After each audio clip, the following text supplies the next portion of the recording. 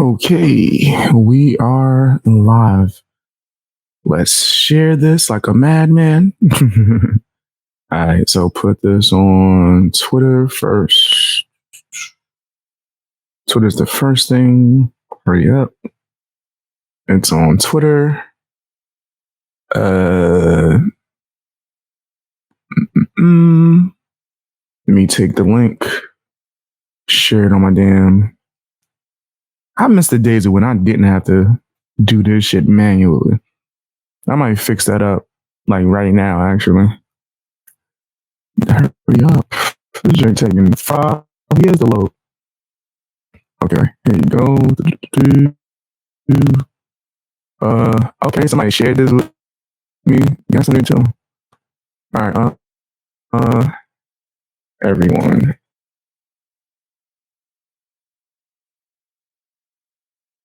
Live.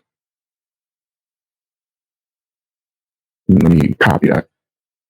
Live. All right, I should just copy and paste that. Who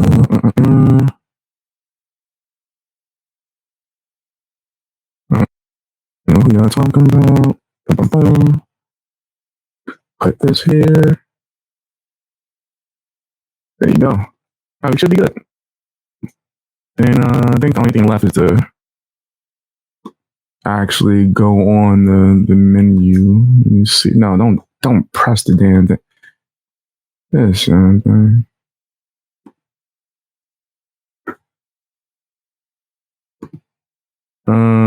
There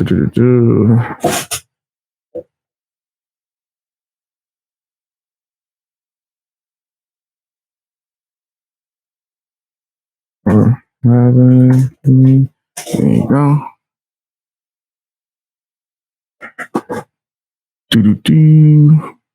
All right, so now we got this up. How you doing? We're gonna start soon. I want to start immediately and just start getting into as many things as possible. Maybe even some music reactions. Hit the like button, guys. Oh, that's what I didn't do. I knew I was forgetting something. Let's share this on my profile. I'm live.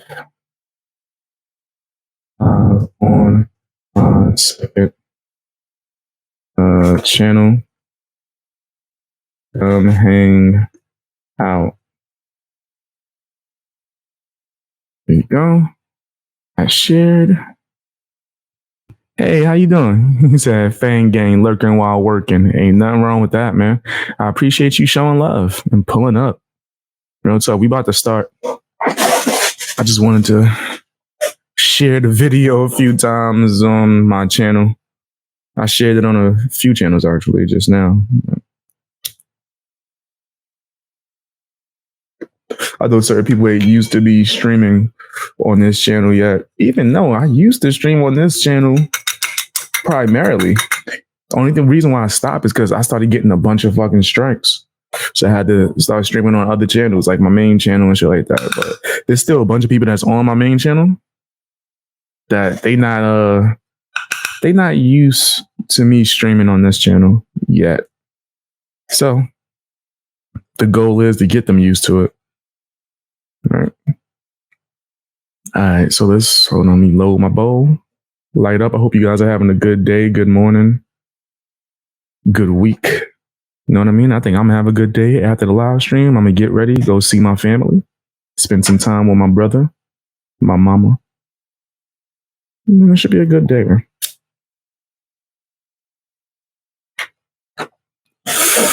We load this damn Hunter Avallone video up that people keep hitting me up about, which I don't mind. I don't mind. Full screen that. All right, this video is crazy. Let's jump straight into it because this video is insane.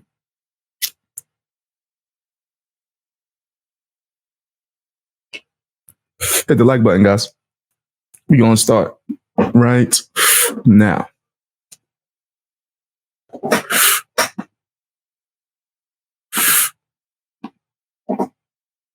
Hi. Good ish morning, Fang Gang. How you guys doing? I'm doing good. How you doing?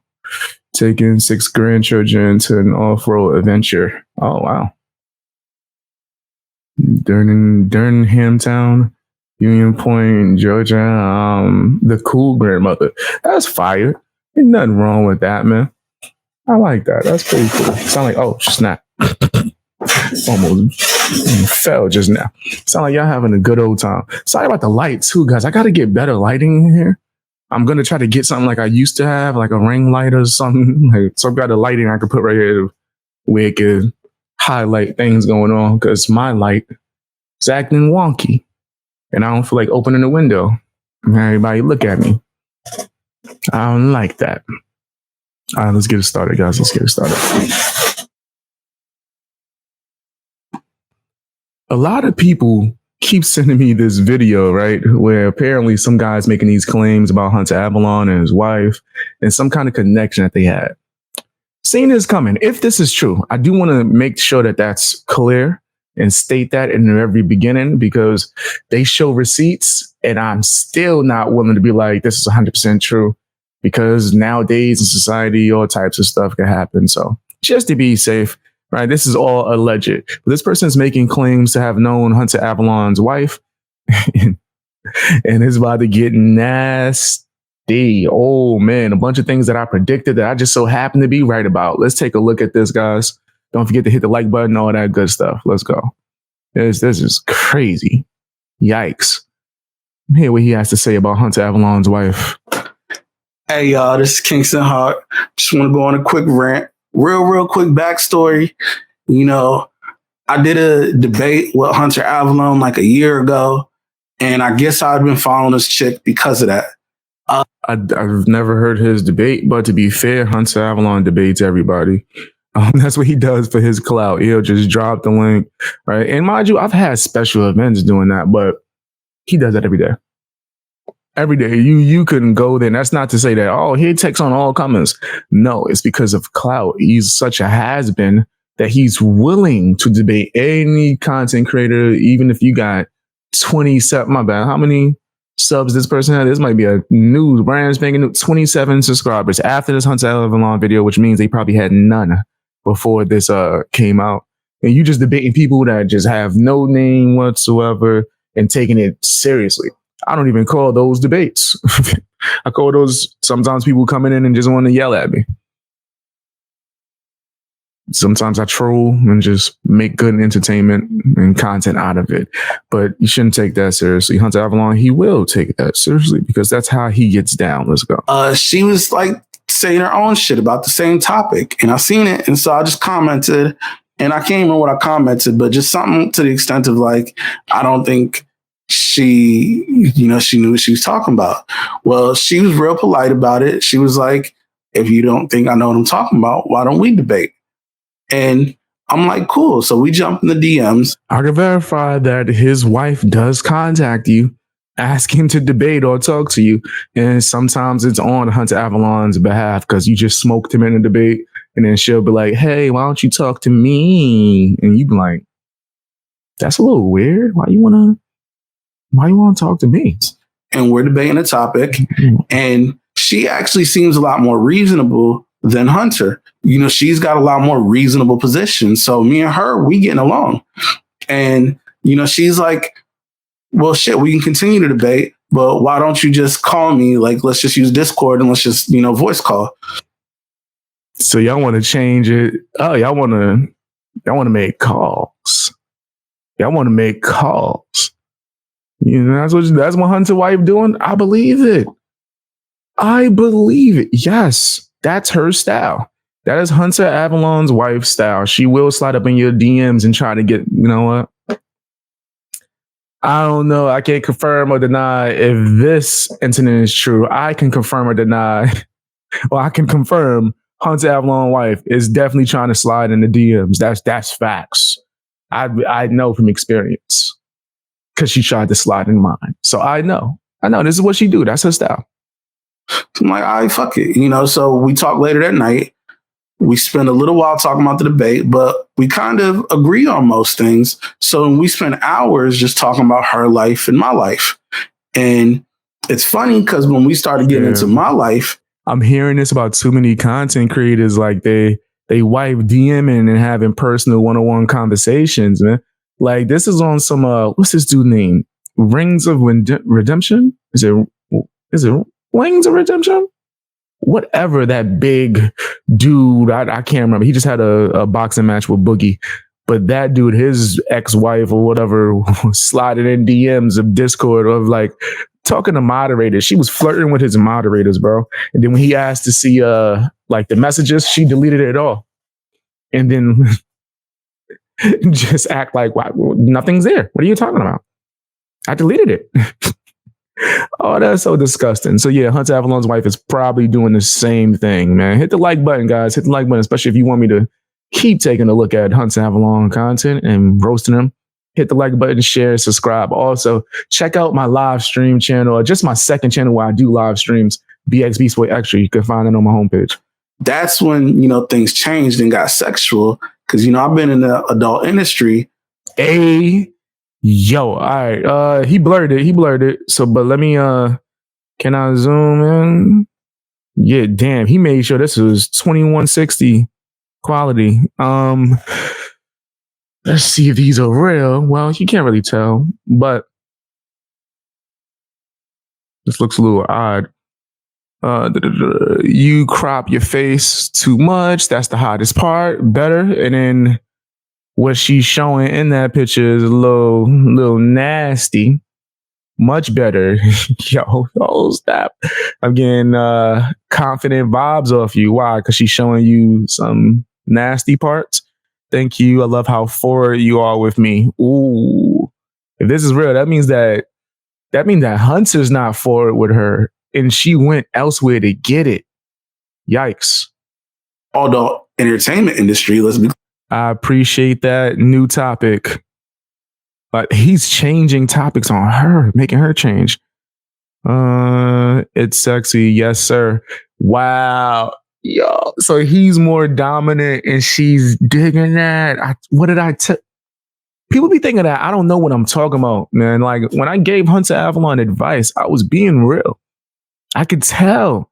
Your wife, oh my bad, your ex seeks dominance. That's why she came looking for me. Tell me what your blank life would look like if you had complete freedom to do and try whatever you want. No pandering. Give me your most honest answer. That's nasty. That is this. Her name is Avallone. You knew she was married. You didn't care. I think I would start with smashing you. I know you would be kind, but also will give constructive criticism. Wow. So she's not only trying to smash, she's trying to be taught how to be a better, Then I would want to smash the Australian guy because he's fat and funny. Well, we know she got a type, right? We know she got a type. You want to learn to be better sexually? She says yes. I tried to. Okay, I'm not going to read the rest of this. Says she tried to ride. She tried to ride. Clear for like 15 years. So that's something that she was really interested in. Her ears perked up. It also led to us kind of, talking. Oh, wow. She says she blinked his cherry, so he didn't have much option, I guess. How long do you think you'd like? Whoa. What was before this? Greatest compliment I could give you. Hey, yo. This is not. Yo, he said, I love your deviant side. She said, because back then he lasted 2.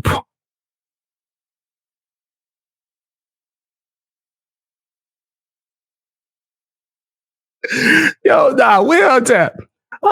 Someone that's a Hunter Avallone fan, go get him. Go get Hunter. Tell him come through. We need answers, bro. Is this real? Send my video to him. Is this real, Hunter? We come through. You're invited. You can call in. You can only Hunter. I don't need no Hunter Avallone fans. Only Hunter Avallone. You are invited to call in. If he pops up, tell me. I will drop the link immediately. We need answers, bro. She said you listen. She said 2 pumps and you passing out. Going back on the internet to cry about me again. She said after 2, you said you couldn't focus. When she asked what was wrong, you was like this big X Beast Boy guy. I tried to tell you. Listen, man, he need a mentor. He needs a mentor, fam. I'm just trying to say. Come on, son. 2 pumps, and that's why she's trying to run. Really interested in, her ears perked up.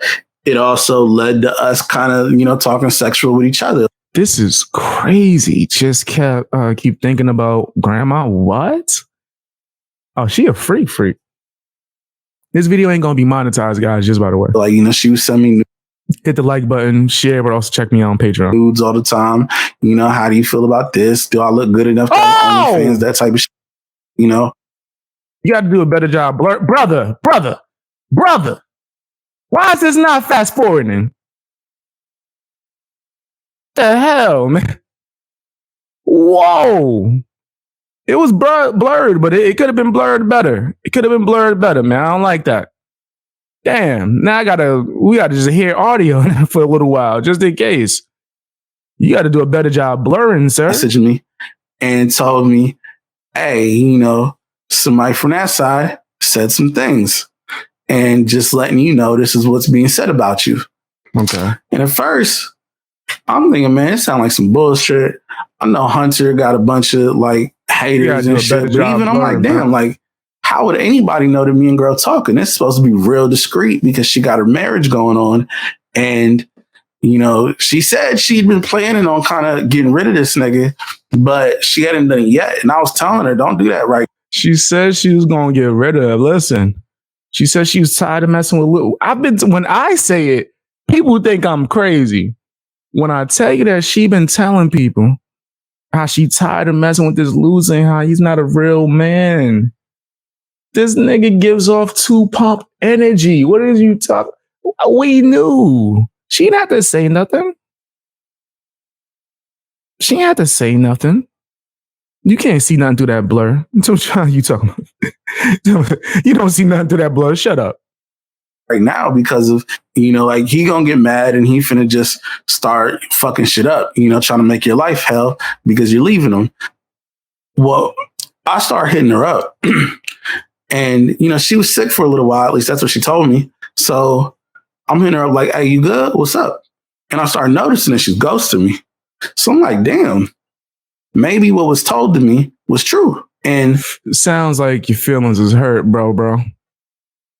It sounds like emotional damage. That's what it sounds. It sounds like you hurt.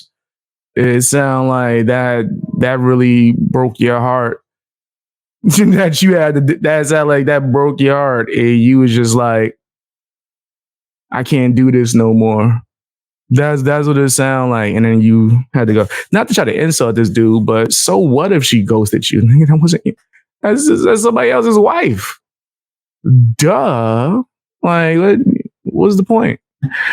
I'll insert some things, because one of the things that made me feel you better not show nothing else. This probably did actually happen is I remembered how when we were talking, because first we were talking on Twitter, and just right out the gate, we'd only been talking for maybe a few days, a week or something. And she was just like, hey, you want some dirt on Destiny? And I'm like, wait, what? Okay, let me hear it. And she starts telling me all. Let me see. You want to hear something juicy about Destiny? When you phrase it like that, I'm not going to say no. Did y'all used to smash or something? Yo, he in love. He thought this was going to be his new joint. That's what he said. He thought this was going to be his boo. The way he talking, he almost jealous. Like, did y'all smash? What's up? You know what? Let me not say his girl. He thought this was going to be his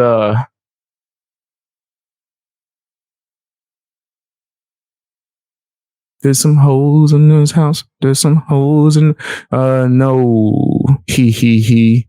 So you know how he used to have Lauren Southern on a lot? You saying Destiny used to smash Lauren Southern If you don't shut up. Yeah, he was going to divorce Melina, get into a monogamous marriage with Lauren Southern, but Melina found out and got really mad and moved out to Texas for 2 weeks. And then Lauren decided against whatever reason. Destiny and Lauren Southern were in a full-blown relationship and they were going to be monogamous together. And then last minute, Lauren Southern pulled out. So then... Why was she... like need to say if this is real? I gotta keep putting that in there because this all could be fake or like a troll. But why would she need to contact this stranger to gossip about people that her husband might have working relationships with or be aware of? You know, Melina left him, but then, you know, she went to Texas and Destiny had to kind of go crawling back to her and just kind of, you know, take it as sloppy seconds because he really wanted to be with Lauren. And I'm just like, damn, like, while she's telling me this is kind of messy. You got to call this bait. Like, I don't like Hunter Avallone and I think he corny, but this is kind of messy. Somebody said, check my DMs, Instagram or Twitter?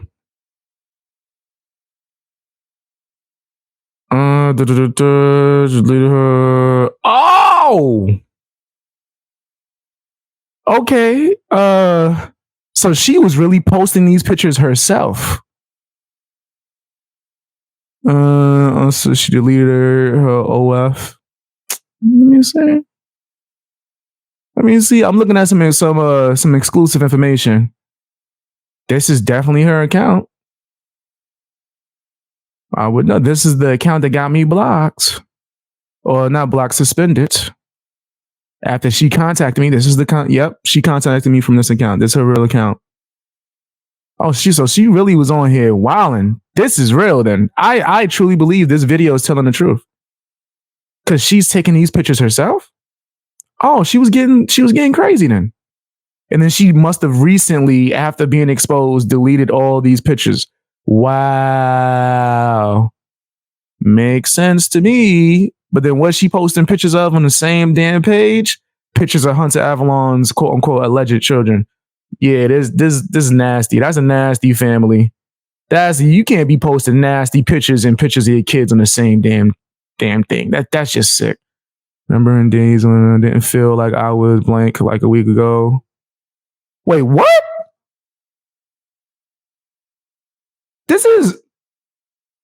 She posted this today? No, this is a month ago. I was about to say, that's still crazy. Let me see. All right, she posted this. Let me just show you guys this tweet real quick. I had to go look through the page, right? Just to double check. Let's go. Let me give you this exclusive. I made sure there's no nasty pictures, but she has shared those too. All right, so if you look at this video, right? In this video, or in this post on Twitter, this is her official page. This is, as you can see, I blocked her because she got my channel reported. She contacted me a bunch of times. I responded, and then her or Hunter reported my responses, even though she was talking to me crazy, right? So I know this is her account. Look, May 16th. Can you guys see? She says, remembering days when I didn't feel like I was dying. Like a week ago. That sound pretty damn sad to me. That sound like she's somewhere she don't want to be. That sound like she crying out for help. Now, is it a far reach to say that she might have reached out to this stranger now? Just to feel some kind of connection because she thought he was a dominant man and assumed he could be her new leader? It's a huge possibility, actually. So this video is still alleged, right? I'm not confirming anything. I can confirm that she does act in a certain way and she has contacted me and tried to slide in my DMs and all this other stuff. 100%. 100%. Right? Without a doubt. Crazy. And she putting up thirst traps on her Twitter. This is a damn shame. But yeah, fam, that's her swag. So I'm saying that this all looks like it connects to some degree. And yeah, it's entertaining. I ain't gonna front. In the back of my head, I'm thinking, damn, like, no one asked you for any of this. You just unprompted, just volunteered this shit, this whole man's other life story. And so, when it comes to my shit and when I'm texting her and she's ghosted me now, I'm thinking, damn, she might know that somebody snitched. They might be using it against her. Like, hey, I just fucked up your whole shit. I told this nigga what you've been talking about. And so I'm like, damn, like, I bet this motherfucker really, did say what they said they said. So you one of those people, brother. I just want to, you are those people. I don't know if most men know this, but when you're the guy that's like exposing the females who are trying to talk to you and things like that, the other girls who might be interested in you, that's trying to, have some fun without everyone being in their business, they're going to take note of that and know that you're not on that list of fun guys, right? If you trying to be a fun guy, it seems like this guy's trying to be a fun guy. It's the same thing with fun girls, right? If you're a fun girl that can keep her mouth shut, you're going to have all the fun in the world, right? If you're a fun girl that I guess is messy and everyone knows, and you over there arguing with people, shoot, you might even be going back over someone's girlfriend. You no longer a fun girl. You just that you a thought. And you just, now not only are you that, but now no one wants to be around you except for the desperate. And then once you get old and you hit the wall, it's going to be even worse. Honestly, anyone who's living that fun girl life or fun boy life probably is going to hit the wall. The wall, I believe the wall exists for everybody, not just women, men too. If you a loser, right? For Tyrone and Pookies, they hit the wall, my nigga. Tyrone and Pookies have a wall. All women have a wall, and Tyrone and Pookie, which are men that ain't shit, they have walls. Men like me, we don't have a wall because we have other things that are valuable besides looks and yada yada yada. Pookies and things like that. The guy that's like doing nothing with his life, no motivation, not working towards any goal. That's just there, some clown ass nigga. Oh, he got a wall. Because best believe when he is a certain age, homegirl gonna get tired of his shit. She gonna be like, listen, I need to go and get me someone who's not a Tyrone and Pookie. I need a real man. And now she gonna realize that she hit the wall. So her fucking journey is harder than what it could have been if she was like, did what she had to do in the 20s. But yeah, if you're a Tyrone and a Pookie, I don't know if he a Tyrone or Pookie. I'll tell you what, if you wasn't a Tyrone or Pookie, you wouldn't be sitting on here jabbering over here, jibber jabbing and blabbering everything privately. Nigga, like, what is you doing? What is you doing? You knew she had a husband too. So now you extra nasty. Right? You extra nasty because you knew from the start. And you still doing this exposed shit like your feelings are hurt. No shade to this man. It's just that as men, we got to do better. I'm always going to give a man criticism when he does anything that's real cat-like. This is real cat-like. But don't get it twisted. I'm enjoying every moment.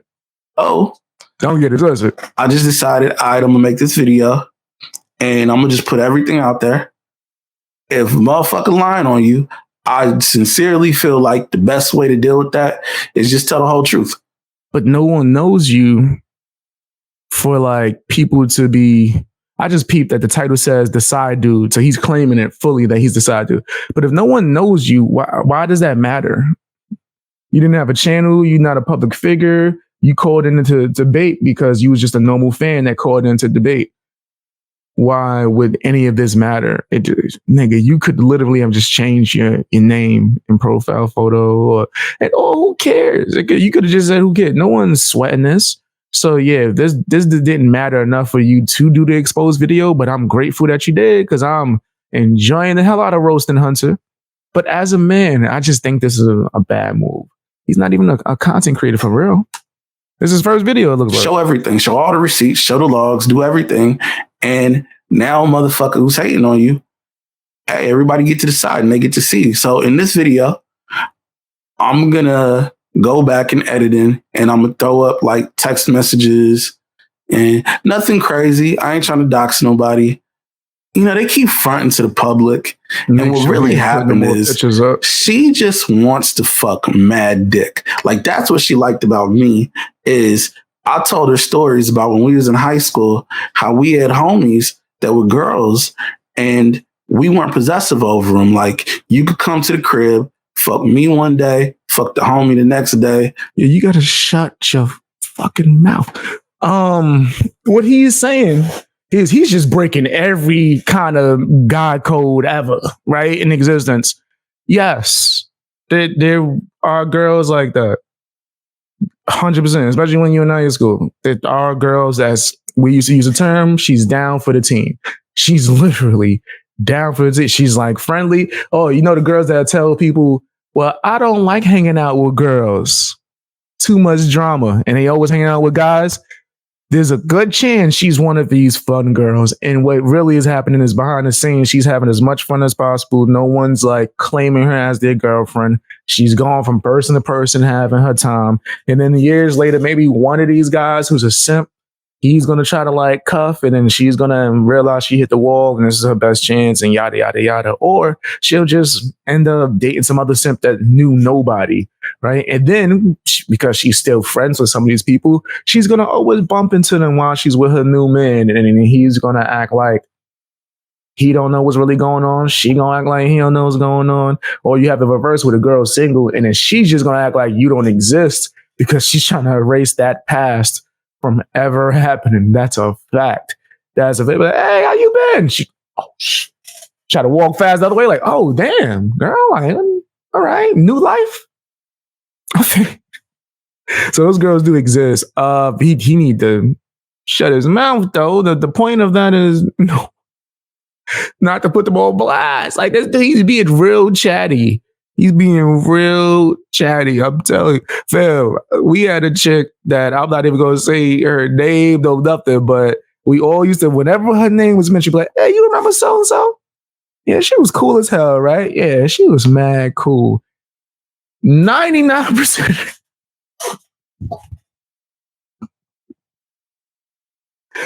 Oh, man. But then we grow up and we mature.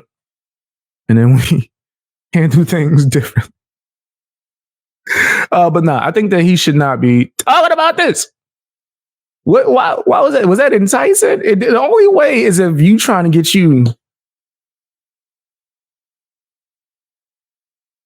I'm trying to say it in it. I mean, this video ain't gonna be monetized anyway, right? Shit, you trying to get a hoe. That's it. There you go. That's the only way I can see you would want to tell her all these to this extreme detail, like the way, yo, man, we used to do this and this, and we had this girl.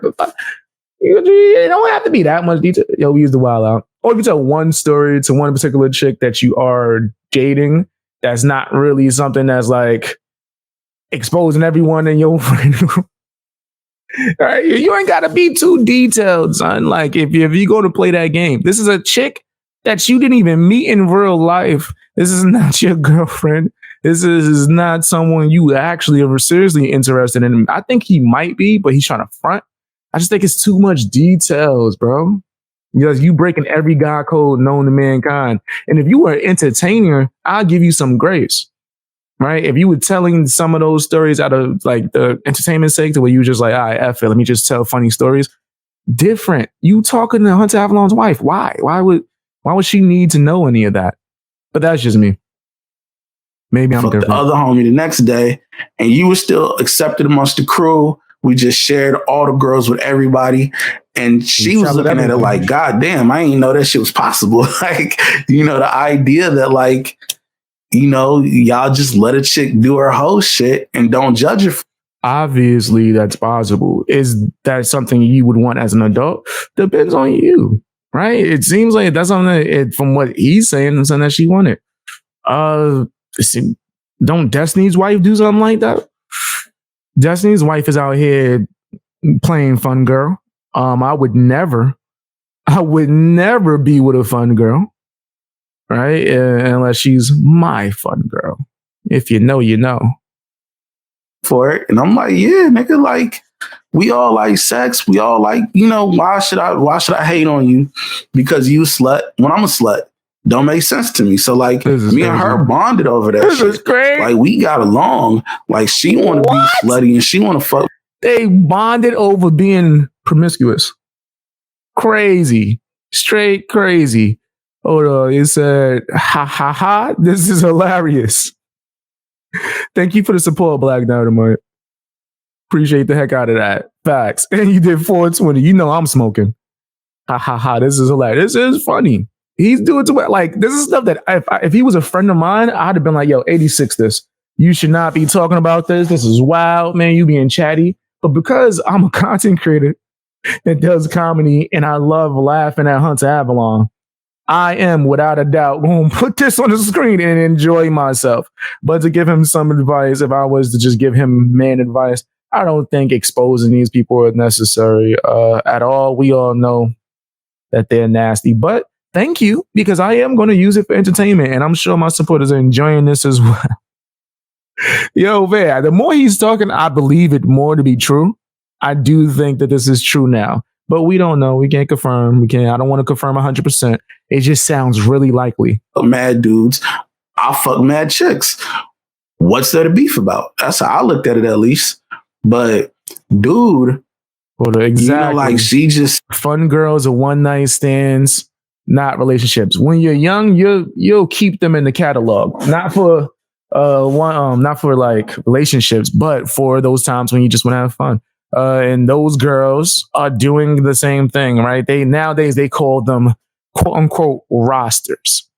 What they don't know is that if there's a man that you want to take seriously, like say if I'm dating a chick and I find out that while we were dating or getting to know each other, she had a roster, which meant she was going to different dudes. Like as in she would go on a date with me, and because we're slowly getting to know each other, she would get satisfied elsewhere and then go to like get dropped off at some other dude's apartment or take an Uber to some other guy, have fun and then leave. And then eventually, once she wants to take me seriously, then she cuts the other guys off. If I ever found out that was the case, I couldn't deal with the chick because I know my worth. And if you really knew my worth, there is no other. Like the fuck, then we just gonna wait. Like if you really want to rock with me, and we are not having activity, we not being sexual with each other, then you gonna just wait. That's that. And then once we both are ready, then it can happen. But if you out here having fun with some other men, women don't realize how that can add up and look crazy in the long run. It can. Like if you finally meet the one, or the quote unquote the one, and things are going good, there's a chance that he can find out all your nasty deeds and the fun that you've had.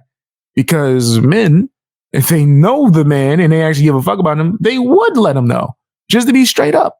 So what if, like, I always give an example. What if he's like, hey, baby, I need you to cook dinner real quick. I got my boss, he's going to come through with his wife. We're going to have a good time. This could lead to a promotion.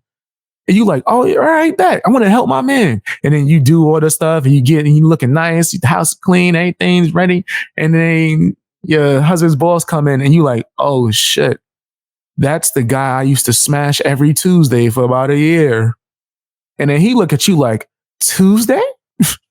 So now the balls don't even really respect you, right? Or like, even if he does, or you say he's being mature about it, he's still going to have it in the back of his head, right? He going to feel like he the fucking man. I'm letting you know that right now. Even if he don't even say it out loud, he going to feel like he's the fucking man. Your husband might get a different vibe. If any one of you are honest to say that you knew each other, right? Let's just assume you're not going to be a piece of shit. If you knew each other, then your husband or your man is going to have thoughts in his fucking head. Y'all knew each other. Because he knows how shit works.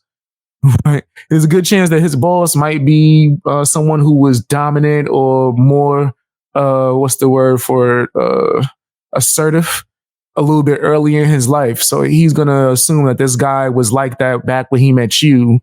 He's going to know that probably turned you on. He's going to probably put two and two together.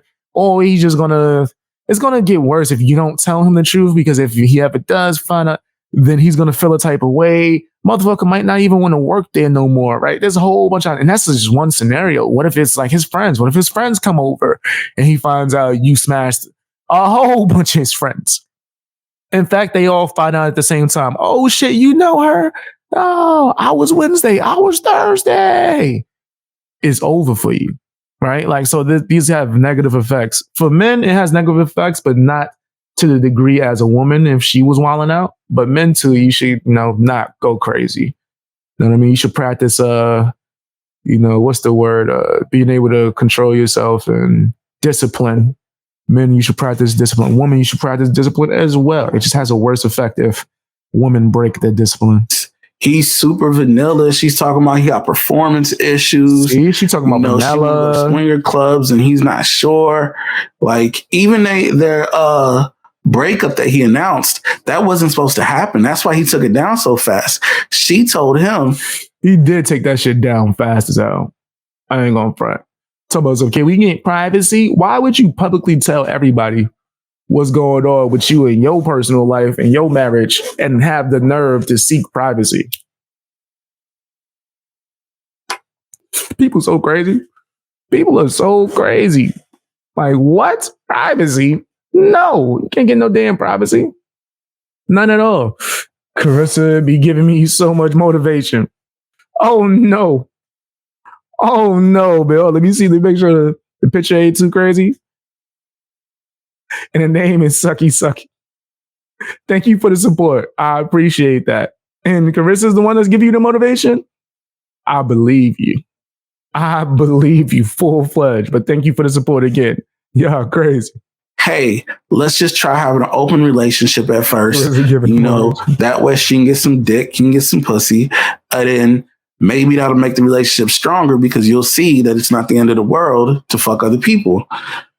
Well, this nerd, he went out and made the statement and kind of just blew everything up. And then he was like, well, I'm going to go and he said this nerd live with my guy friend. It still wouldn't make. Wait, so he got to get out the crib? Where's he going to stream? He's going to stream at his guy friend's house? Oh, no, this is so funny. I got to check Hunter's page. I got to check his channel, man. I got to check his channel to see. He said, hope your morning's going well. Well, thank you, Shota. I appreciate the heck out of that. Thank you for the support. Yeah, my morning's going great, man. I'm having a good time kicking it with the Fang Gang, man. I hope your morning's going good. And I hope that I'm helping and add to that. So Hunter is a nerd. That's fact. Hey, I don't think there's nothing wrong with being a nerd. I think that Hunter is beyond that. I think he a loser, right? I think Hunter is a loser. Thank you again, Shota. Appreciate the support. Hunter is a loser. He's beyond nerd. It's still like this still would have been nobody else. Right? Because there could be cool nerds, right? You know what I mean? There's some cool nerds in these streets. You get into like other things. Like I think if the definition, if I'm not mistaken, of nerd is someone who's socially awkward. Shoot, I might fall under that. Because I am socially awkward. People might think because I'm charismatic and because some people do like me. And it usually ends up people forming a fucking circle around me when I go places. I don't even like that shit, but it happens, right? But I am socially awkward because I'm different. I'm going to say whatever the fuck I feel. And sometimes that rubs people the wrong way, right? It has like an effect to where you either really like me because you admire the fact that I'm extremely honest, or you can't stand me that I said something that offended you or hurt your feelings, or you just like, this guy talks crazy, right? So I fall under the socially awkward category. And I guess by definition, that would make me a nerd, right? So I don't really think there's nothing wrong with being a nerd. I think there's something wrong with being a hunter, right? That's beyond. He's a blue pill beta. That's what he is. He's a beta male. And as you can tell from the details in this video, he's a cuck. He's living that Destiny lifestyle. I knew it. I knew he wanted to be Vosh so bad. But since he can't be Vosh, he's settling for Destiny. He wants to be Destiny. Like that's his second. First is Vosh, right? He kissing butt to be Vosh. And he can't be Vosh because Vosh like, listen, I'd rather have Blair White. If you know, you know. If that's what Vaj, I ain't judging him. But then now Destiny going to be the new idol for this guy. And then if that's your new idol, you got to live like Destiny lives, which means you got to let your wife have fun. It's business. If y'all feel like y'all had to dirty my name and shit for whatever reason, and who knows? Because if she lying to her husband about me, why should I believe she's not lying to me about what she's telling her husband? She probably telling Hunter the whole time, like, like this is a girlfriend who's just giving me advice and shit. When really, she's supposed to be jumping on a flight. She's supposed to come this week to come get some dick. This sound like he upset she didn't come. This sound like he mad that she didn't pop up. Man, I'm just telling you what is it? The energy I'm reading. He could just be like, I'm just exposing it for fun. And okay, let's throw this in there and shit. Just, I wasn't sure if I was going to put this in the video. Part of me feels like what happened is probably she told Hunter about me. Maybe he went through her phone or some shit. And then he told her, hey, ghost that nigga or it's going to be problems. And then he went and talked to his little nerd audience about me. And it might be one of them little nerds from his audience that hit me up because they don't really fuck with little nerds. Yo, man, that just sounds so funny. So he thinks that Hunter told her stop talking to you, even though you said that she did contact you again about Destiny, but told her stop talking to you. Then one of his, now how did his fans know? Right? Like that's just too much. It's too much going on. It's too much going on. He said, Carissa explains it all. That's funny. With him the way he thought they fuck with him. That's my speculation, but obviously it's just speculation. But yeah, okay. So the other day, she hit me up like, hey, because she always act desperate for money. And it's weird because she supposedly got a good job. She's like, how can I make 5,000? Come on, is this real? How tough would, yikes. Depends on what you want it to look like. Are you thinking of just trying to charge as many men? Wait, that's not, what did I tell you? Wait, no. His reply is not what she said. His reply is, he trying to be Terrence Howard and hustle and flow. That's what his reply is. He about to be Iceberg Slim. You know what you heard about me? You can't get a dollar out of me. Something, don't remember the words. I'm a PIMP, 50 Cent. Don't remember most of the words. He sound like, what he's describing is different. She described it a nasty act that she can do on camera. He sound like he describing a job where we about to get paid per customer. That's what it sounds. This video ain't gonna be monetized for nothing. Check me out on Patreon, guys, where I will be roasting exclusive and nasty pics of Hunter Avallone's ex-wife. It's gonna be on my Patreon. Sign up for my Patreon. We gonna just pull up the pictures. I can't show them on YouTube.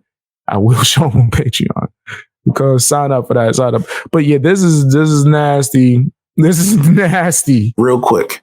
And I'm like, if you pay attention to what he says, like, hey, you see his reply. How can I make 5,000 real quick?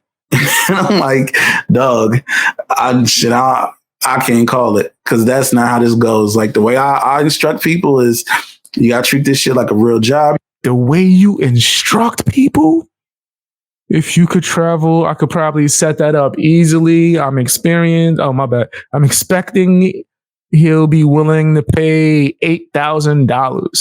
I should be able to. Hunter, we need answers. Go get him. If you're a Hunter Avallone fan, go and get him. We need answers, bro. Tell him call in right now. We need answers. Let's blow this up. Put this on the screen. Put this on the screen, man. This is crazy. This is insane. You seem scared to smash one guy from Tinder, though. How are you going to handle 5? He keeps trying to inject himself in there because he's like, yo, you front, like you trying to, did he meet her on Tinder? Wait, what's happening? I have people lined up with Tinder. I almost smashed someone yesterday, but Hunter was throwing up. My health stuff is wrapping up, so it'll be easier. Oh my gosh. I've told you make content to send me videos of you using. Oh my gosh. So, oh man. This is nasty. This is nasty. Fib, what? Huh? Like, wait, what? Huh? How do we get here? Sir. Excuse me, hold up. Sir. How do we get here, sir? What is happening? Oh man, I know Hunter is mad, man. When his wife left, he jumped on the hood of the car like this. This is actual live footage. This is live footage. When his wife tried to leave him, Hunter jumped on the hood of the car. He was like, no! You're not going anywhere. You're not going anywhere. Because if you leave, all I'll have is making up lies about BX Beast Boy. And nobody believes me anymore. Yeah, you right. Because they realized that you were crumbling, bro. You were crumbling. While you was over there crying about certain content creators, your wife was trying to set up a Mandingo party. If you know, you know. We ain't going to talk about the details. If you know, you know. He's swinging at the air right now. He is swinging at the air, fam. Madder than a mother effer. He is kicking himself. This dude, he's mad, bro. I'm telling you, he jumped on the hood of the car. He was like, no, you're not going anywhere. She was like, nigga, if you don't get off this car, he peeled that motherfucker off the car like a flyer. Oh, get off. So he like one-handed peeled him off the car. If you don't get off the hood of this car, what the hell's you talking about? Get off. What's wrong with you? This damn car, man. And you trying to stop my appointment to go get some of that.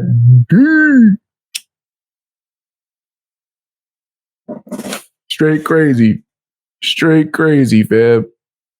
Nasty. You got to grind. It's a million other girls competing with you, and you got to outcompete them. There ain't no fast way to the top. You just got to grind like crazy. And she never wanted to do that. She just wanted to kind of get to the end point, get to the money. So she hits me back like, I got this dude who's saying he'll give me like $7,000 if you could set up a gangbang. How difficult would that be for you to set that up for me? And she's like, hey, if you could. Okay, this video ain't going to be monetized. Might as well run my commercial. Might as well.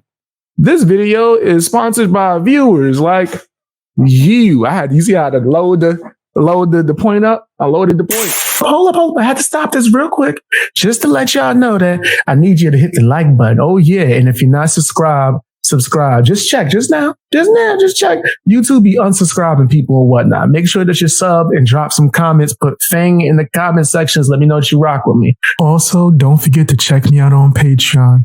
Helps me keep going. You never know, man. I might get canceled. You might come on here. I might be gone tomorrow. You never know. Check me out on Patreon to find exclusive content. You also get early access to a bunch of stuff as well. All right, back to the video with your anxious ass. What you know?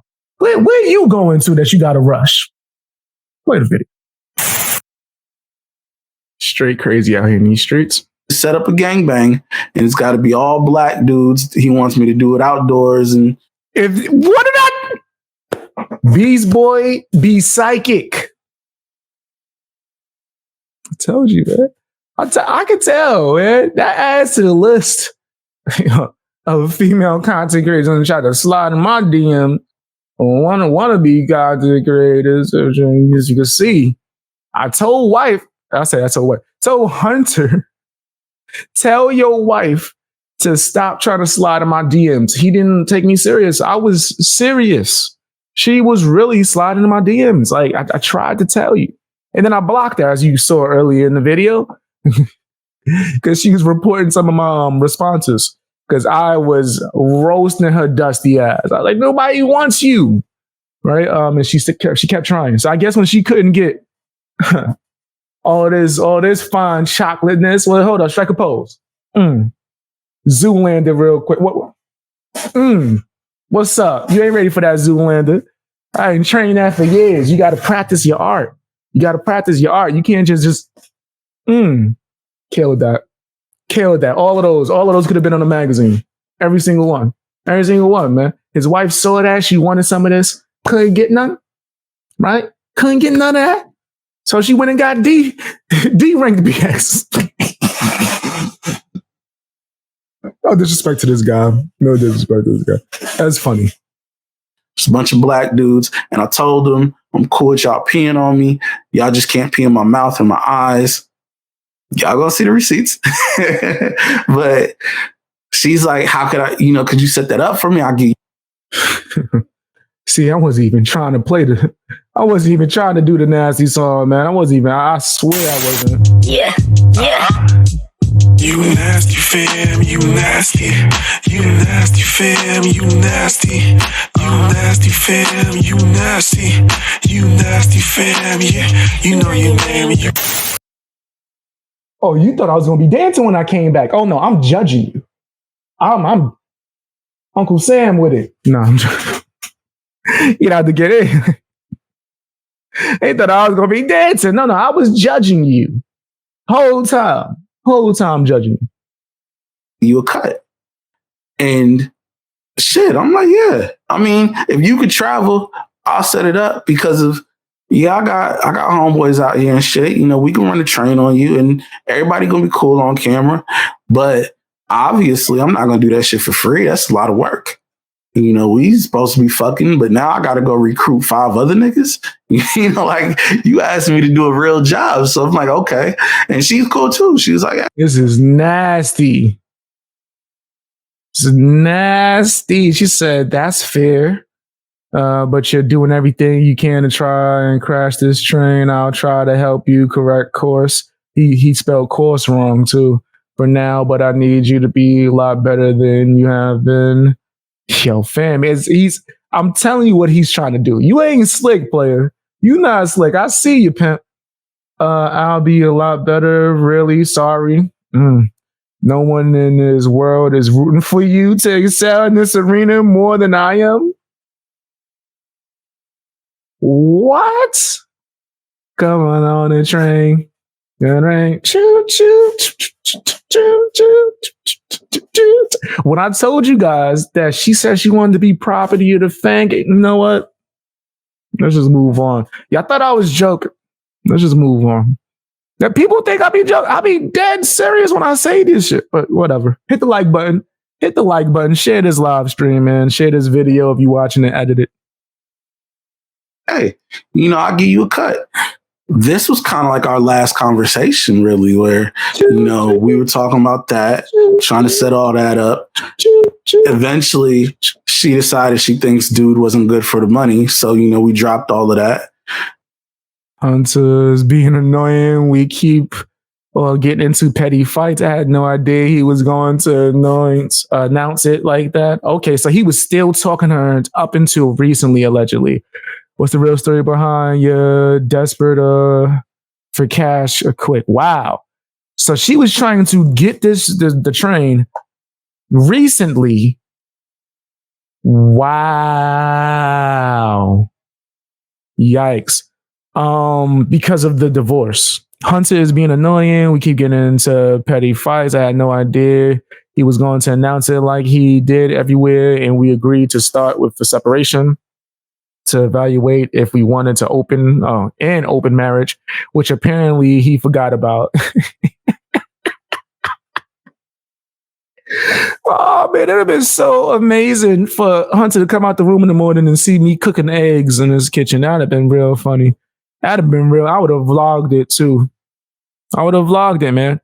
Open marriage, which is apparently he forgot about. I wasn't upset about it, and he was like, sorry. But he always says that and brings it up later. He just needs to go.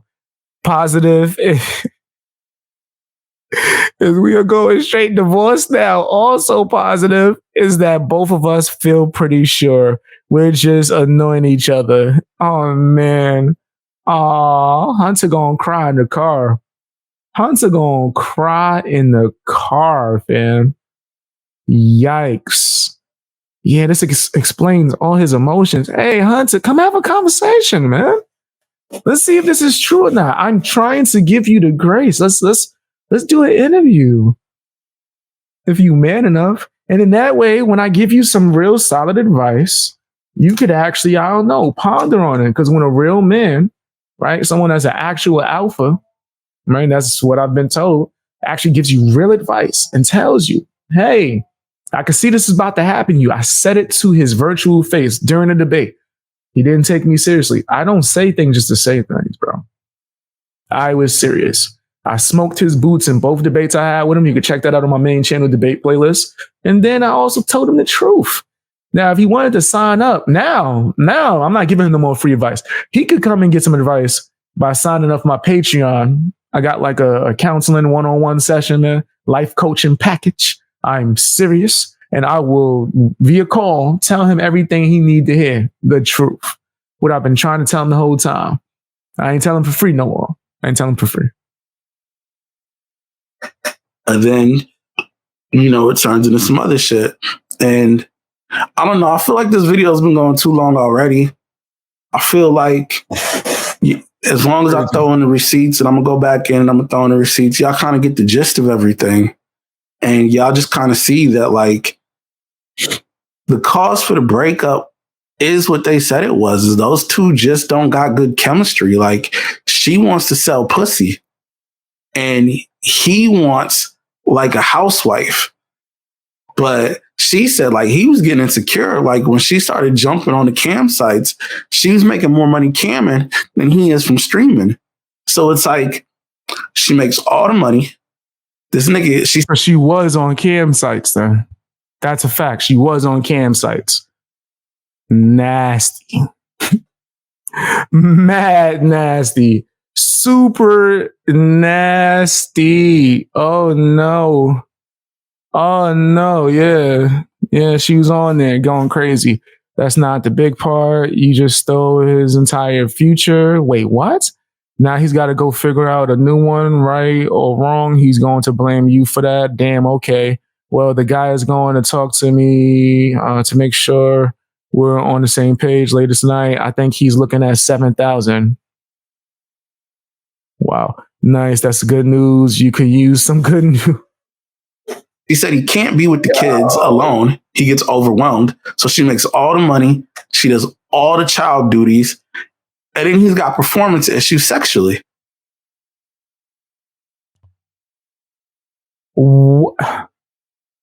Huh? What you say? Oh, that's crazy.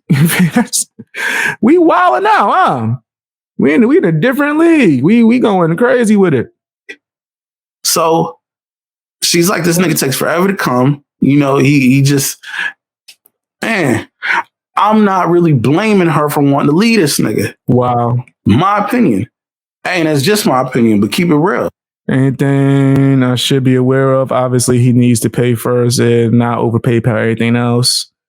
I'll be discreet. This is crazy. They are negotiating this deal.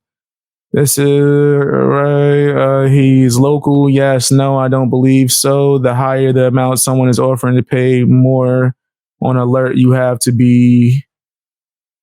Scam. Alert of scam potential. I can barely see that. If the girl got to make all the money and she's making more money than you, and y'all got kids, and she do all the taking care of the kids. Like, when she was supposed to fly out here, she was like, I got to get my mom, who's not even that healthy, to take the kids because this nigga can't be alone with the kids for 2 days. And then she's thinking, now that y'all broken up, that you going to be fine taking the kids on Tuesdays and Thursdays so she can go suck dick. Hunter ain't going for that. And I mean, so maybe I'm biased on her side, even though I shouldn't be, because clearly she was talking shit. But if I'm in his position, maybe I don't fuck with her either. You know?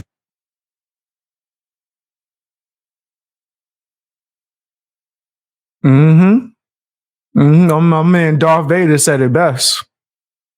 Right there. She for the streets. She is for the streets, I promise you. And maybe he don't even know. Part of the reason why I'm throwing in the fucking, receipts, because of who knows what lies she done told this dude. If I'm hearing what I'm hearing about myself, she probably done told this nigga all sorts of shit that don't make sense. They probably both lie to each other because they nasty. Because they nasty and filthy. That's probably what happened. That's what's going down. He probably wondering how I even got her phone number. Although I see that it's silence half the time. She probably hid that shit. So it's like, hey, it is what it is. I'm just getting out in front of shit because if y'all not finna dirty up my name, After this, I just want to be done with the whole shit. I want to be done with both people. Unless if you want to rematch over that trans debate, that I will do. No. I think you should just move on, brother.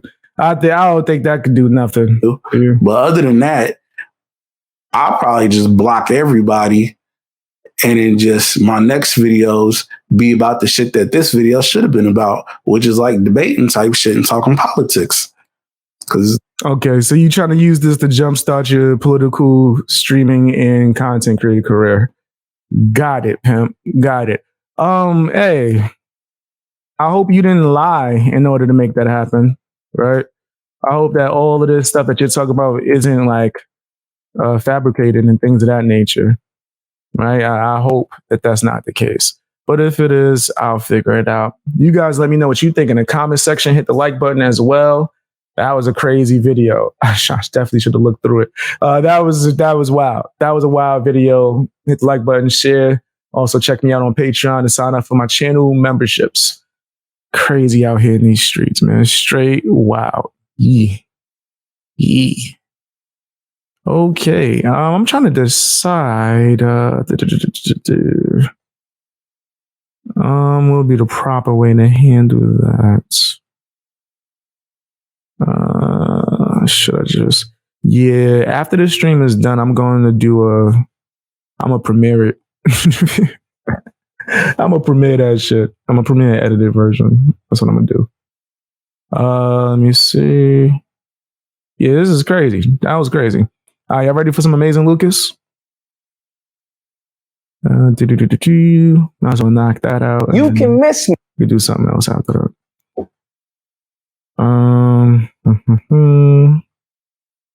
Arrange this like that. About to watch him cry over reparations. Like button, guys. Hit the like button. Said that is tough. Straight crazy. All right. Let's get into it. Better check out Amazing Lucas. Apparently, he's crying about reparations. Again. That's what he do.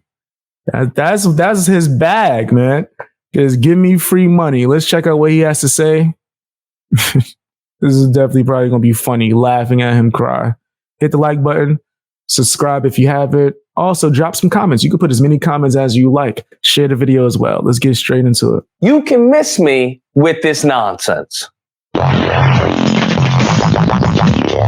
Oh, my goodness. So, I don't know about you guys, but I happened to catch Jean-Pierre, whatever her name is, the press secretary, and she was asked a question, a very poignant question by April Ryan in regards to reparations. You know, coming off of the eve of Juneteenth, she's talking about what does the White House believe in regards to reparations? Green, this White House is recognizing Juneteenth, which is Monday. And with that said, the issue of reparations continues to be something that is being parsed out. I even know they was even having that type of discussion. But y'all know how I feel about reparations. I even posted a few videos about it recently. I'm not a fan of trying to beg for money for something that didn't happen while I was even alive, to be honest. If I just wake up and my inbox or my bank account is filled with reparations, okay. I got bills.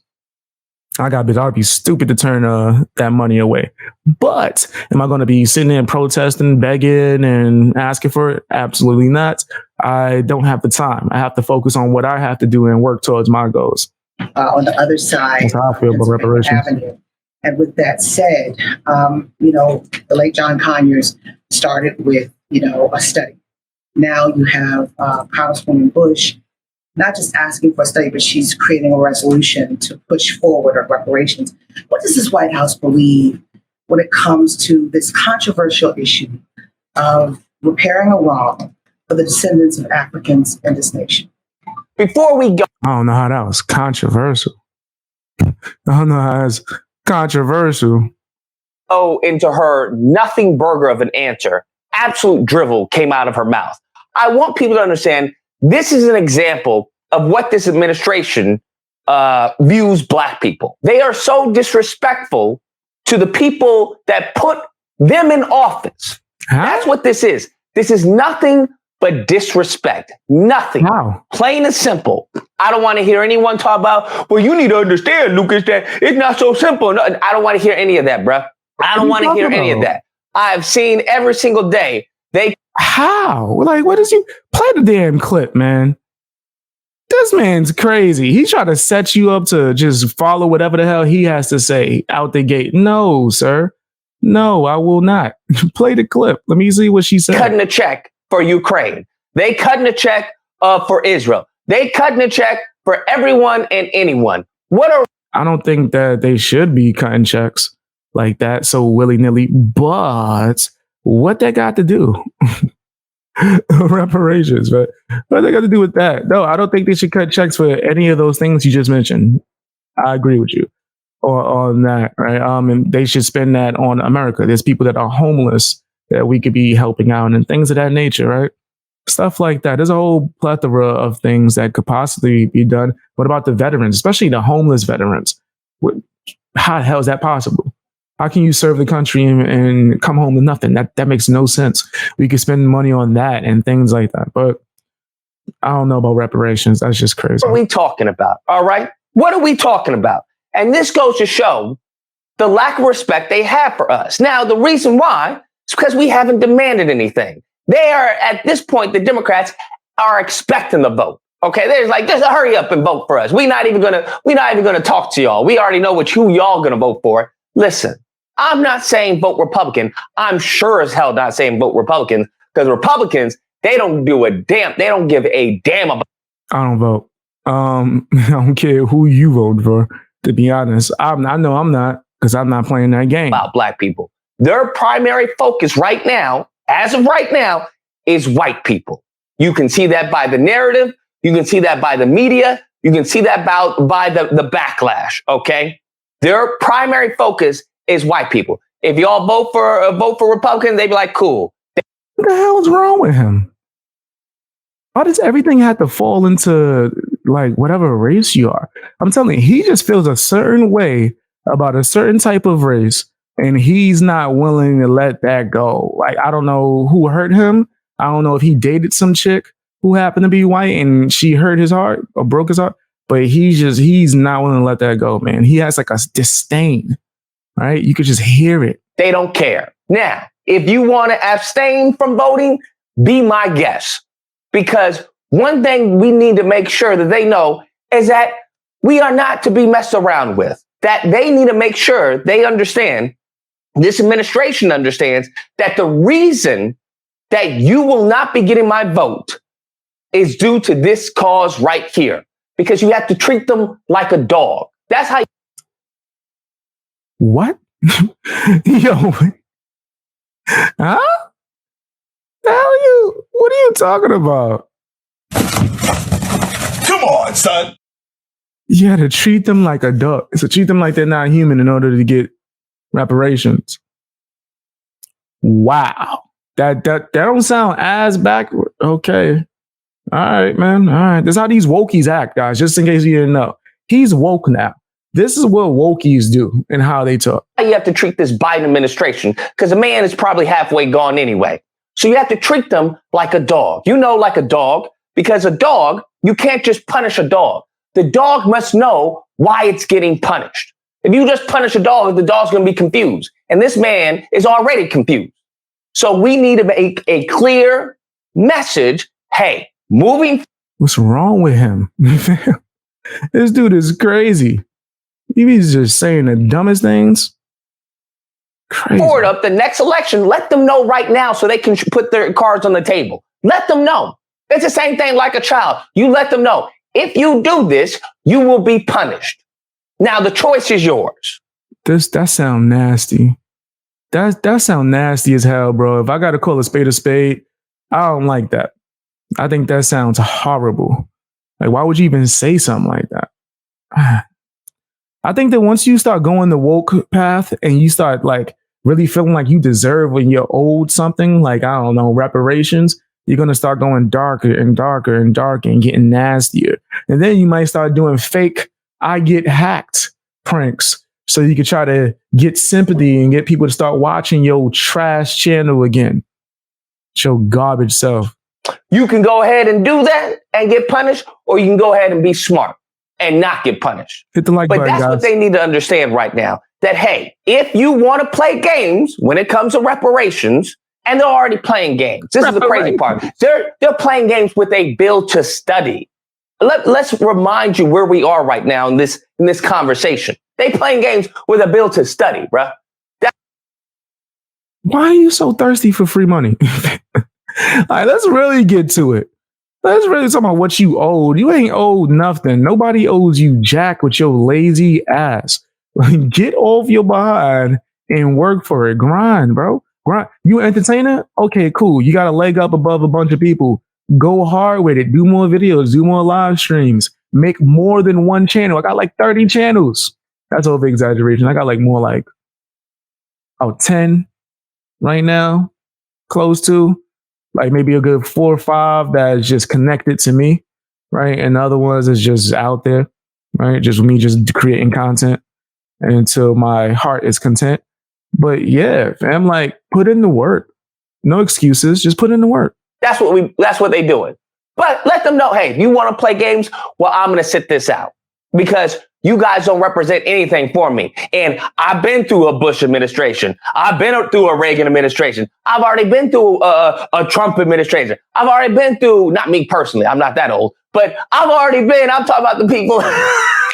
I'm talking about your granddaddy, your grandmama. I'm talking about them because that's who they're targeting. You have to understand. They're looking, the people who actually vote they are gold to them because they know, hey, they have a history of voting. We can depend on them. Let them know, hey, listen, I look forward to voting for y'all. But if you guys don't take this issue seriously, if you don't take this issue seriously, we don't even have the George Floyd. It seems like he's trying to dictate other people's voting. I don't even vote, but I'm not going to tell somebody who to vote for. Right? Policing Act. Listen to me. The George Floyd Policing Act. Remember all that? I remember it. Okay. I remember it very well. Listen, y'all don't take this issue, this issue, this issue. So unless we get some type of guarantee from the president, from Kamala, from whoever the puppet master is. What, reparations? You want a guarantee for reparations? Your lazy ass? That's the guarantee you want? Can this man move and walk and talk? I don't care. All right. It could be Elmo for all I care. Unless we get some type of guarantee, I'm sorry. You're not going to get my vote. You're not going to get my support. It's not going to happen. So you only vote for the people that can get you the free money. Okay. See, you the exact reason why people are like, I guess politicians will lie blatantly to someone. Yeah. I'll get you. What you want? Yeah, I can get that for you. I'll get that for you. Yeah. You gonna vote for me? You gonna vote for me? Okay, thank you. You crazy. Going you just believe forward into her response, she brings up Juneteenth. Lord in heaven, this woman. She brings up, we had a party Juneteenth, the other day, and it was very great. We had old Paul, speak and everything. I'm gonna be honest, I don't even know when Juneteenth is. See, I don't even know how to say it. I don't even know when Juneteenth is, bro. I assume it's close to now? Because isn't there like a movie called The Blackening that's supposed to, I wanted to check that out.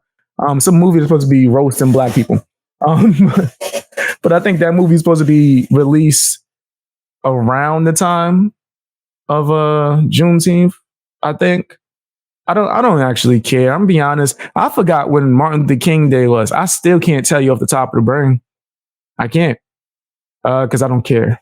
And I just want to remind you that, the president did make Juneteenth a holiday. And that goes to show, the action that this president does, how serious he takes these situations, the action, because he made Juneteenth a holiday. So look, as you mentioned, Juneteenth, there was a concert here yesterday, and we saw how powerful and how moved the president was by the concert and by kind of the story that was laid out through the concert about Juneteenth and how important that moment. Man, shut your ass up.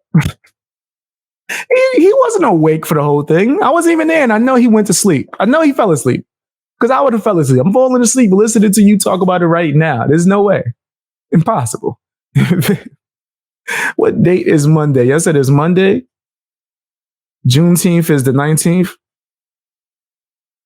All right. I don't even know the story behind it. I don't care. I probably heard the story.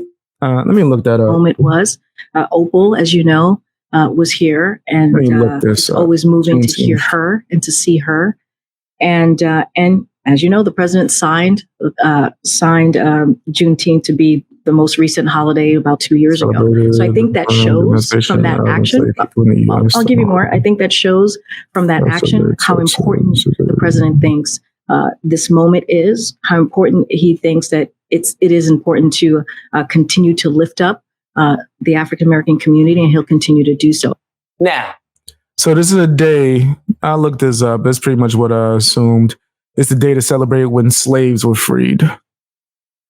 I don't know how accurate this is. Is that the exact day? Is June 19th the exact day that slaves were freed? When were slaves freed? Abraham Lincoln Emancipation Proclamation on January 1st. So what the hell? Why? Hold on. Juneteenth, June 19th, 1865. 2 years after slaves were freed. When some 2,000 Union troops arrived, blah, blah, blah. Texas, the Army announced that the more than 250,000 enslaved Black people in the state were freed by executive decree. This day came to be known as, okay, so I guess that's when the war was over? And this right here says New Jersey, last northern state to end slavery. Yeah, this don't seem right. His name is celebrated anniversary order. All right. Yeah, so that's a bunch of different days of when slaves were freed. I'm not celebrating that shit because I'm not a slave. Why do I need to celebrate that? Why? Why do I need to celebrate that, bro? I'm not a slave, pimp. I'm not celebrating Martin Luther King Day. I'm not celebrating Black History Month. I'm not celebrating Juneteenth. That's stupid. What? Is that the only time you important because you Black? During Black History Month and Juneteenth, that's the only time that you feel important? Then that's a problem with yourself. You should probably work on that. Maybe see therapy, see a therapist, something of that nature. Do some soul searching, go on a journey, figure yourself out. I don't need a holiday to make myself feel important because of the color of my skin. That's stupid. That's dumb. I'm sorry. Yeah, Call me crazy. Need to remember that but day. I vaguely remember Trump talking about making Juneteenth a holiday. Now, let me get this straight. The reason for me voting for... No day off. I don't get no day off. What you talking about? I ain't getting no day off. I got like, hey, YouTube, can I get a day off? They're like, nah, nigga, feed that algorithm. I'm like, damn, all right. I'm joking. But yeah, I don't take days off. I don't believe in it. If anything, I have a light day off, right? So even if I'm not live streaming, chances are I did some editing that day, definitely some research. I can't help but to do research, man. Something about it. Like I could be laying down and be like, I wonder if this and this and this and this and this and this happened. And I just end up getting up and just looking up stuff. For you, it's because of what? You not giving me anything that the other person wasn't going to get me. What's the reason for me voting for you? Huh? Can someone make it make sense? Because I can't make any sense out of this. This is some nonsense. Imagine as far as someone talking to you about reparations and you bring up the president made Juneteenth a holiday. Bruh, this level of... Well, we just bringing up irrelevant things. Bringing up things that don't make no damn sense. I thought that's what we was doing. I could have brought up my goldfish that I had when I was 5 years old. But I figured Juneteenth was just as useless of information. So why not just bring that up? But like who cares? I don't care about no Juneteenth. I definitely don't care about no reparations. None of that. Disrespect? Definitely. I'm sorry. I don't see any other group getting it. And this is why I say y'all need to look at that video that I put out when it came to Black people. We had 5 years. Naturally, April does a follow-up because she understands what she gave her was nothing. It was just it was a nothing burger. Okay, absolute Loves that term. Nothing burger. He loved that term. drivel. And she follows up. Well, what is the president, what's the administration going to do after the study? Okay, what is going to happen after the study? Is there going to be a payout? Is that what? Are you going to show me the monies? All right, show me the monies. Show me the monies. Is that what this administration believes in? As it relates to reparations, I saw. They always want their monies. Give him their monies. He needs all his monies, man. He needs all of it. Give him his monies. I'm telling you, every time I hear somebody talk about reparations, this is what I see. Like, this image just pops up in my mind. Some hole in the wall. Let's get that free money. And then watch them blow it at you. It's going to be gone. There's going to be a small percentage of people like me, if we do get it, that's going to pay bills and actually do things business-wise to put ourselves in better positions. There's going to be a handful of people that do that. The rest of the people are going to wild out. It's going to be like the Dave Chappelle skit. Y'all remember that Dave Chappelle skit when Black people got reparations? There's people buying Newport trucks. What was funny is when I watched that in the hood, there were a bunch of Black people saying, yup. They didn't even get the, like, I guess the joke of it. They thought, yeah, man, that's fly as hell, man. I'm going to get me a Kool-Aid truck. I'm going to get me a Krispy Kreme truck. I'm looking at anything like, okay, might as well ask for a watermelon truck. But missed the point. It went over your head. That was the joke. That was a joke from the Dave Chappelle skit, right? Is that a lot of people, because they've never even been taught how to manage money or even went through the process of learning the skill of how to manage money. If they get reparations, they're not going to know what to do with it because they don't know what to do with money. It's just going to be like they just won the lottery. Like, and I haven't heard much lottery winners have good endings.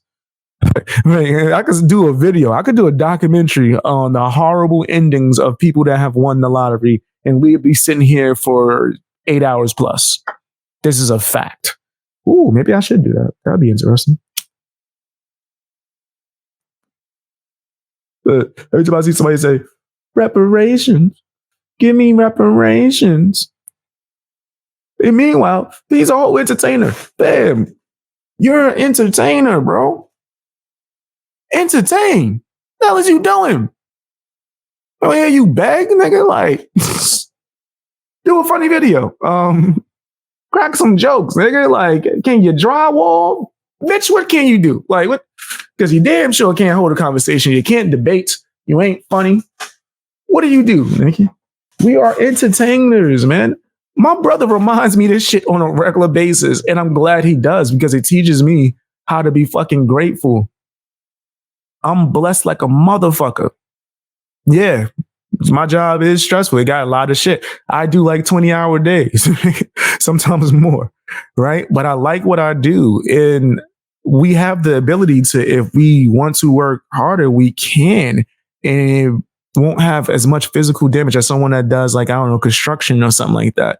So hearing him sit here and beg for free money is like, just do more work. Just stream for longer hours, do more videos, start another channel about video games or whatever the hell you're interested in. Start doing stuff on it. Like, there's so many other options. Like, I never been conditioned to think the way Lucas thinks. So I always am moving forward, right? Non-stop, no matter what. You guys have seen me get demonetized and just do a bunch of shit. Like 3 months, like just non-stop grind. And that's just the way I think, man. You know what I mean? So I didn't want to go too much on a heavy rant about that, but damn, man, see him sit here talking about some reparations. No, create content, nigga. That's what you do, right? You're a content creator. Create some content. Let me see it. Let me see you create some content. let me see you do that. Can I gotta see you make a video, crack a joke, do a live stream? Just moments ago, something. Cory Bush's resolution. We haven't reviewed the proposal yet. It's a new proposal, so we'll take a look at it. So I can't comment on that specifically. But the president has been really clear when as it relates to reparation. He wants to see a study of reparations. And hold on, let me see what you guys say. Yes, 70% of lottery winners go bankrupt within 2 years. Just because you get a large sum of money don't mean you know how to do anything with it, right? That's a skill. That's a skill. You got to learn how to manage your money. There's grown adults that still don't know how to do that. I'm telling you, fam, because either they didn't learn at a young age, or they just don't have that in them. They don't have how can I say, the grown up gene, right? There's certain people that just never grow up. They Peter Pan, Neverland, right? They never learn how to do things like manage money or just solve problems because at one point they never had to. So they believe that they never have to. So they either depend on the government or they depend on, I don't know, a loved one or something like that, but they don't actually try to work hard and get themselves in better situations or out that predicament, right? They don't got the grown up gene, right? Me or people like me, all my fans, I can guarantee I don't got no weak fan at all. And they smart as hell, got the best supporters in the game, right? We grew up different, right? We wanted independence. I was trying to be on my own since I was like 15. I was trying to desperately. I was going trying to get what they call that drink where you go and see the lawyers. And it was nothing, no shade towards my mama. I just really wanted to be independent, right? And I was going through my old trouble stuff too as well. So I just wanted to be on my own, right? If I get in trouble, I want to do it on my own. What is that? Is it emancipation? I think it's something. I think there might be a term for it. For the younger kids, if you're a teenager, you could get that. Because I guess they told me by the time I did all the paperwork, I would probably be old enough to be on my own anyway. I was like, whatever. So I ended up living on my own and doing these things for about, I think when I was like 16, 17. I went out. I was like, I don't care where I'm going. I'm just going to figure it out. And I lived on the streets for a certain amount of time until I figured certain things out, right? But I was willing to go out and get the bumps and bruises so I could gain the knowledge. And my mom has never not been proud of me. I go to the supermarket with my mom because she want me to help carry groceries. She telling people online, look at my independent son. That's my son. That's my little baby. He went out on his own when he was a kid. Look. I'm like, Ma. I'm like 30 something, Ma. Like, you gotta stop. I know you proud of me for being independent, but come on, Mama, come on. And I think a lot of people they don't have that mentality. I've noticed that my supporters, right? We have that mentality. My older brother, he's always been independent as hell, right? He's super independent. But before he even left the house, he was independent as hell, just an independent thinker, right? So I think a lot of people they don't have that on them. They don't have that in them. Right? Yeah. See, y'all been working since 13. Me too. I remember when I got my first job. My first job was off the books. And then when I was able to get the paperwork and legally work at 14, I did that and worked for an advertisement company, right? Passing out flyers. So there's just certain people, they have a mentality of, I got to get it. I'm going to go and grind. No excuses. And I think those people, they do well in life, right? Better than the person who's just going to just deal with the horrible things, right? Bad things happen, right? Things are not going to be fair. If you're one of the people that's just going to dwell on it not being fair, right, you're going to do horrible in life. If you're somebody that's going to just take those bumps and bruises and keep moving forward, what I keep always telling people, my favorite Disney movie, man, Meet the Robinsons.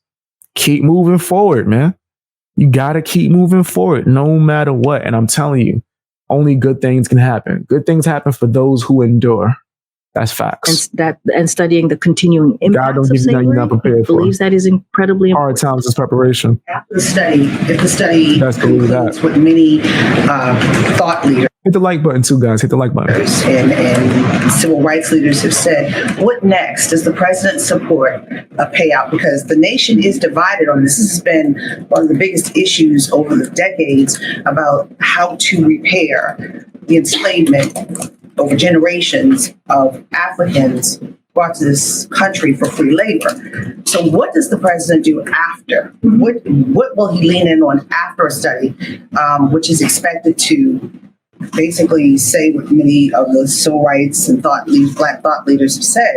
Does the president believe in a financial repair for the descendants of Africans in this nation? So, because I want people to understand that is crucial. This study is a recommendation. Now, so I mean, people gotta go by it. Like, come on, man, go work. We saw currently what happened here in California. Boy, you are working right now. Do more. When it came to Gavin Newsom. Gavin Newsom was talking all that hot-ish, talking about, reparations, and this will help mend the country. And I think what the Republicans are doing is absolutely a travesty, and anti-Black racism has got to end. And then when they say, hey, this is our recommendation, what did Gavin do? Well, now listen here. I think that's very interesting, but I think, you know what? We'll come around. Declines to endorse specific recommendations from Reparations Task Force. I don't like that. The fact that they got a task force. That's just crazy. A task force? What are they? The Avengers? They're the Reparations Avengers, man? Who's on there? Dr. Umar? Is he on there? Dr. Umar sound like he on there. That sound like something that he getting down with. That sound like his swag.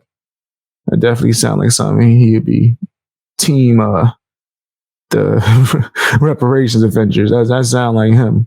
Maybe Lucas too. Round to that. Now, I'm not saying no, but I'm also not saying yes at the moment right now. I just want to just leave that right there on the table. I will definitely look at it when it comes here, and and we'll give my full attention to it.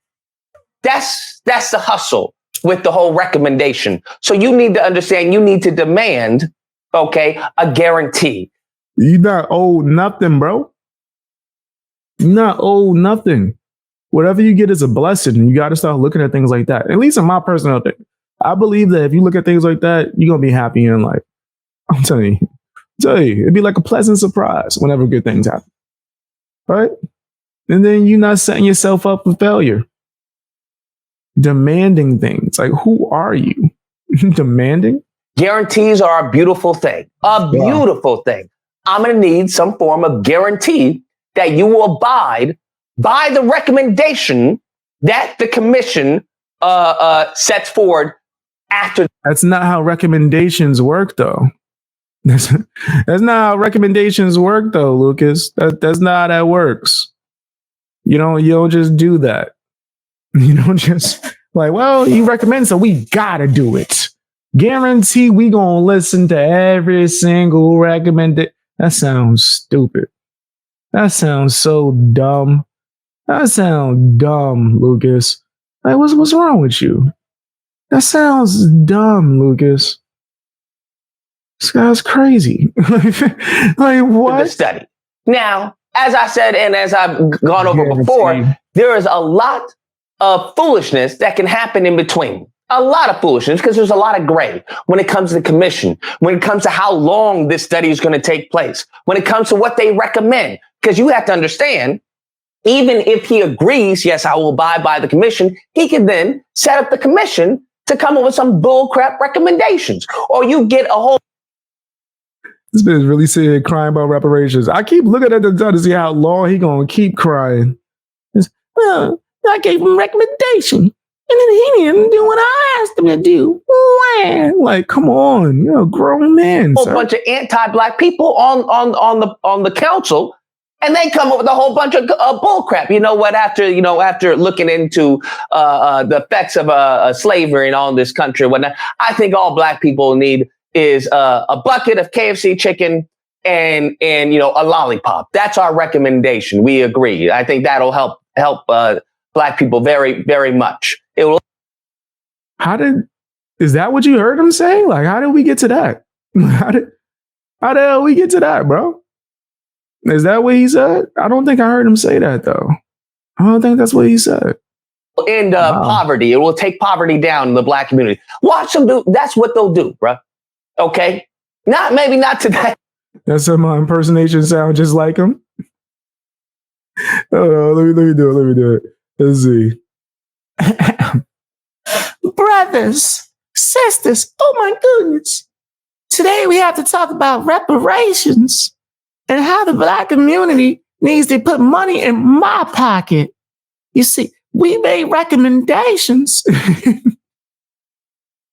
Oh my goodness. And they didn't listen to it. So we got to demand that we get, oh my goodness. That do sound kind of like him. That do sound like him. Great. But that's the trifling nonsense that they will do. They are wicked. They are evil. You have to understand. wicked. They're wicked. They're evil. Oh my goodness. Oh, where's Hunter Avallone when I need him?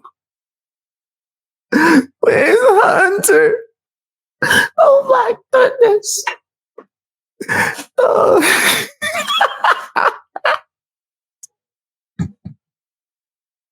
Oh my goodness. Y'all better hit that like button, man. Hit that. You know what? I'll play a commercial. I think it's the best time to play a commercial. Y'all know it. My videos are sponsored by viewers like you. Oh my goodness. Hold up. I had to stop this real quick.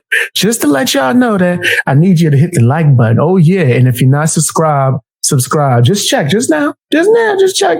YouTube be unsubscribing people or whatnot. Make sure that you sub and drop some comments. Put Fang in the comment sections. Let me know that you rock with me. Also, don't forget to check me out on Patreon. Helps me keep going. You never know, man. I might get canceled. Might come on here. I might be gone tomorrow. Never know. Check me out on Patreon and find exclusive content. You also get early access to a bunch of stuff as well. All right, back to the video with your anxious ass. What you know? Where you going to that you got to rush? Play the video. Oh my goodness. Brothers, sisters, we need to talk about reparations. Brothers, oh my goodness. I just got the email from Dr. Umar, and we need to talk about reparations. It's going to help us all. It's going to save us all. Oh, that's so funny. That is so funny, man. Wow. That's hilarious. And I don't know why people keep underestimating evil people, all right? Who have a lineage of evil. You have to understand this. That all just because you have a bill, you have to put your... They had a lineage of evil? Yo, there's no way you can't tell me that, like, he don't have a hate and disdain for a certain group, bro. Like, this dude is disgusting. And this is wow. That's why you could just get that off. You could just say things like that. If it's, I guess when it's towards white people. That's nasty as hell. It's wrong, bro. Your foot on their neck constantly. That's how politics works. Nevertheless, Whoa. I don't like that. That sounded crazy. He responds with, what do you think she responds with? I'm gonna let you guess, okay? Wait and see. Spoiler alert. That's what she responds with. Well, we just have to wait and see. You have to understand. We have to continue on studying the impacts of slavery. And I don't see what's the issue. Why is he having such a hard time? I don't get the issue exactly. Why is this so like, oh no? Why is this like breaking your heart? Huh? Like, why is this? Like, I don't understand. And the ramifications of what happened to this country, we just have to, wait and see till what the study says. I will say this: we got to let the study move forward. We got to see what the study shows, and we got to continue to study the impact of slavery. That is something that the president believes that we. Why need would to they do. not? That's incredibly important. Why would they not? If you begging for reparations, why would they not look into it? Why would they not look into the impact to see if all of this stuff is actually valid? Right? Why would they not? People are not using their brains, bro. People not even thinking. Why would they not look into that? Like that wouldn't you be happy that they were looking into that if you really wanted them to do something? And what's up with people? Like, yo, Lucas, like, why are you mad? What? I would say you wasting the taxpayers' dollars even looking into that. That's what I would think. I would think that's a waste of time in total. But I guess Lucas is like, hey, let's get it done. Hit the like button, guys. Hit the like button. But I will say, wasting the hell out of taxpayers' April, and you know dollars. this, you've covered this since we've walked into this administration. When we think about the crises that we see in our country, the president called out how race inequality is a problem, right? Is a crisis for us in this moment. which is why he is taking comprehensive action. When you think about what he did on the first couple of days that he walked in, signing an executive order to make sure at the federal level that we put equity at the center of this. And it is important that we continue to do this. How do we deal with the inequalities that we see in this country? And he's trying to do that on the federal level. So let's see what the study shows. It is important to continue to study the continuing impacts, if you will, on slavery. And I think because of the president's action, he's been very clear. He's been very clear how important it is, even just looking at his economic policy, how important it is to leave no one behind, have equity at the center of everything that he's done. If you look at every piece of historic piece of legislation that has passed, that he has signed, it has equity at the center of that. And that's because the president has that in mind, right? To make sure that we have equality, to make sure that we leave no one behind. I'll keep going. And you need to understand that the president very much, April, as you know. Now, when she says April, right, that's essentially her saying you need to be quiet. Luke is the only person to get mad that they're looking into something that he's begging them to look into. He's the only person that I could see do something like that. He's mad that he look crazy too in this picture. I should use this as like the thumbnail. But he's the only person I should use this as a thumbnail. That's funny as hell. The only person that gets mad that they're looking into what he's begging and pleading them to look into. What's wrong with you, Luca? Like, for real, need to get in line. If you don't start behaving, you will go bye-bye, or we won't even call on you anymore. That's what that was. Once again, completely delineating from the topic at hand, which is reparations. How she handled the topic of reparations? Wait and see. That's what she said. Did she say wait and see to the Ukrainians, huh? Was it any wait and see? Well, we have to wait and see what's going on with Russia and Ukraine. The comparison. You're not a man. These comparisons is too crazy, fam. I always tell men, right? Any man that asks me for advice or I'm in conversation with, the comparison game can always lead to nothing but like just stress and unwanted depression and all types of stuff. Comparing yourself to the next man or to the next person, thing, country. Right now, we could just talk about us as a country. I make statements about the country all the time. I do think that certain times we look weak as hell. we be looking crazy, man. But I ain't gonna get too deep into that, right? But I'm not gonna say, this and this. What about this? But I don't really care. I care more about what's going on over here. Personally, I want to start businesses over here. Make sure we good in America. Huh? Or do they immediately? Was it any wait and see for the illegals? Or did they immediately, hey, y'all go into the hotels, all right? Just right this way, to the point where this fool in New York talking about, well, we may need to have residents start housing illegals. I beg your pardon? Excuse me? Bro, you can miss me with this nonsense. That sounds wild. Wait, excuse me? That's you see that, things is getting woke. They expecting, who said that? I need to look at that statement.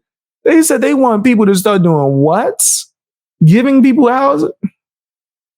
Since fam, you can miss me all the way with this nonsense.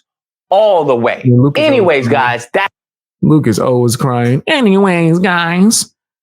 Brothers, sisters, oh my goodness. Sign this petition right here. And then we can try to get reparations. Brother Umar's going to be in charge of all of it. Don't worry. We're going to put it to the right place. My pockets. Oh my goodness. Had enough of Lucas, man. Lucas is a clown. That's why I like making fun of him. I like laughing at him, pointing like a little kid from The Simpsons. Ha ha. I got to figure out what's the name of that character. I always reference him. Ha ha. Millhouse hated his ass. Bart hated him too. But anyway, I think that this guy's a loser, a clown, all that good stuff. Hit the like button. Hit the like button. Share the video as well, fam. If you want to watch me live, go to my BX Beast Boy Extra channel and, support the channel that way, or as well as sign up for memberships, Patreon, and a bunch of good stuff. You get exclusive access and early access if you sign up for Patreon. All right, let's get into the other stuff that we're going to talk about. You said Nelson. There you go. Nelson. I forgot. I ain't watched Simpsons in years. Oh yeah, BX, the NYC mayor wants people with extra spare rooms in their house to house these immigrants for free up to a year. It's out they fucking mind. He out his mind, boy. Nigga, what? He out his mind. That sounds crazy. That sound he gonna force people to do that? He's forcing? He gonna force people to leave the city, I'll tell you that much. That's what you're gonna be forcing people to do. Like, that sounds retarded. Yo, by them doing this, they're gonna force people to be fucking cynical and just almost evil. Because people are gonna feel like, damn, I'm forced to do things that are seen as good. Now, when I have my options and my choices, now I'm going to pretty much do evil just because I'm tired of doing nice shit. You can't force someone to do something nice, bro.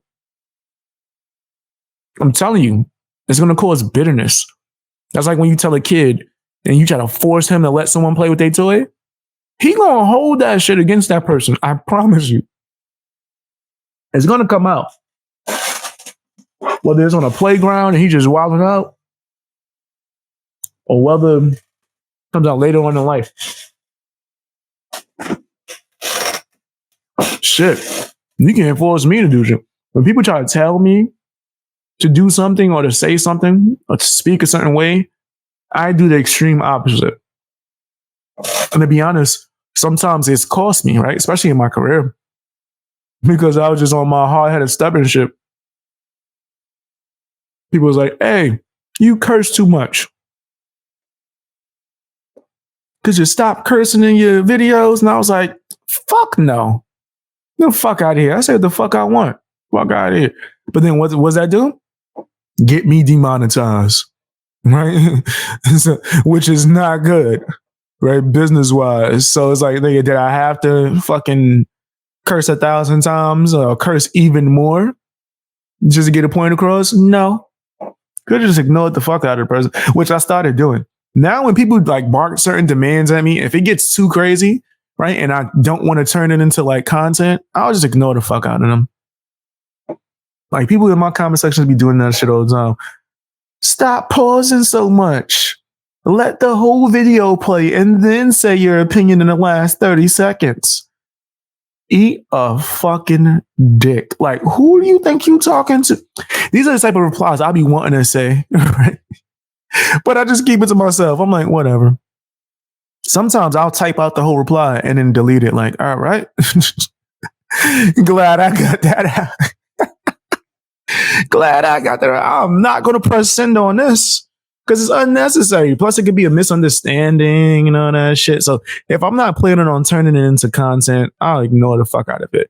Plus, this is like, that's the like one of the points of having a page or a channel of being entertaining is people having the freedom to, as long as they're not breaking guidelines, say what they feel. So people go on my channel and be like, fuck this loser, he's trash. This guy sucks. You talk too much. I'm not going to care. I'm not going to give a fuck. I'm going to just be like, all right, whatever. Well, that's your freedom. You have every right. Just don't break guidelines or do anything that like goes too far. Like, don't be doxing people. Oh, and self-promotion. I fucking hate when people promote in my comment section. Oh my gosh, I hate it. I fucking hate it. I don't like when people promote themselves in my comment section. I don't like when people promote other people in my shit. All right, we get it. You like this content creator. You do not have to fucking post his name in my comment section 1,000 times. Like, trust me. Like, I know what you're doing. I know what you're fucking doing. You're trying to promote your favorite content creator. I get it. Right, my nigga, but it could become too much. Right? Like, that's what I don't really dig with. And I find it disrespectful. You gotta let people find that shit naturally. Shit, honestly, if you send me something and I think it's dope, chances are I'll probably mention it during live stream or I'll reach out to that person to get an interview. Right? I'm not like a fucking egomaniac to it. Everything has to be about me. I just think it has to be like done in a respectful way. Right. So if someone's like, damn, man, I would love to see you collab with this content creator. then send me a fucking message or go to my Discord and just post in suggestions or send me an email, right? And chances are I'm going to reach out. Like if I look at them and they're not woke, right? And they're not like teen cancel culture and all that shit, I will 100% reach out because I love having conversations with real people, right? And I'm gonna ask them the hard questions. I like having like conversations that make people uncomfortable to some degree, like the shit that you wouldn't normally answer, right? Like people get offended too, and I'm like, nah, nigga, we having real talks when you talk to me. I'm gonna pick your brain. I want you to say the shit that you think that society is going to judge you for, because over here is when you can say it freely, right? You can say, I'm not going to fucking judge you. So I want you to speak freely over here, as long as it doesn't break guidelines, right? So I love having those kind of conversations. Let's talk about shit. And then if you somebody that's like, I don't give a fuck, the same way I'm like, oh, I don't give a fuck, then it turns out to be an amazing conversation. One example is when I interviewed Floydzilla. He didn't give a fuck. He was on some gangster shit. I was like, yeah, me too. And then we was just going back and forth about some of the dopest topics. And that's how the greatest conversations can happen, is people not being like, I guess, basing their shit off of fear. Fuck what people have to think about it, nigga. Say what you feel. And that's the way I live at all times. I don't care how people judge me. Fuck them. I'm over here doing me. You know what I mean? I know I'm different. I know I'm a weirdo, but that's what makes me special. I like being weird. My grandma used to always say that shit to me.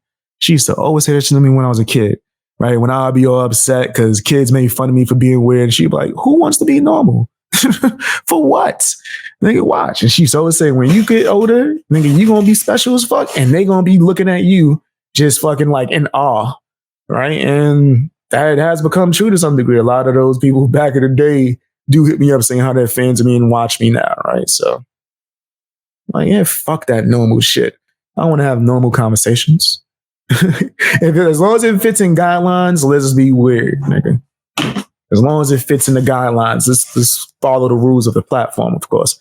But yeah, let's have some real fucking conversation. I want to talk about the shit that people think about and they are afraid to talk about because people would judge them. That's my shit. Let me read some of these comments. Wokies want the Americans to be homeless. Crazy. And then give illegals our houses is like when British stayed in the homes and we were slaves. That's insane. Also type out reply and delete it sometimes too. It's not worth it sometimes. That's facts. For what? I ain't giving people that much time. But just the way my brain works, I'm like always like quick with shit. So I'll be doing like 5 things at once. And then I'll reply while I'm doing a bunch of other shit and then realize, oh, this ain't worth it. And then delete the whole fucking comment. Like, nigga, fuck this shit. To where now sometimes I'll look at it and laugh, keep scrolling, look at some of the positive comments, heart that, reply to the positive ones. Where people would be mad, like motherfuckers would be demanding answers from me. And then like, how come you not replying? And then I'll see one of my fans go, cause he don't owe you shit. And then I'll go and heart that reply and be like, why is he hearting your comments but not mine? I'll be over here dying laughing sometimes. Like, yo, motherfuckers just be wanting. That's what they want. A lot of people that they'll say negative shit just to get your attention. Like I've learned that a long time ago when I first started streaming. Some people would genuinely be fans of you, but trolling is how they communicate, right? So they'll troll you and try to get a reaction. And that's like the only way that they could get their favorite content creator to talk to you. I forgot who that was. I think Ninja had an incident where someone was trolling him heavy. And he ended up finding the dude's personal information and called him. And the kid's parent picked up and was like, wait, is this Ninja, the streamer? He's like, yeah. He's like, oh, yeah, my son's like a huge fan of yours. He just trolls you just so he could get you to talk to him. And Ninja was like, oh, all right. So this whole time, Ninja thought that this guy had like, it was a grown man that had like a grudge against, and it was really like some teenage kid that's like a huge fan of Ninja. That was like, the only way I could get my favorite content creator to talk to me is to say something negative because he only responds to negative. That's true. If that's what motherfuckers focus on. So like with me, my fans, they know I respond to positive shit. Right? So there will be no need to fucking troll me to get my attention if I'm looking through my comments all the time, hearting the shit that you guys are saying, great stuff, and I'm going live and looking at your comments on the live stream and talking to you in the moment and things like that.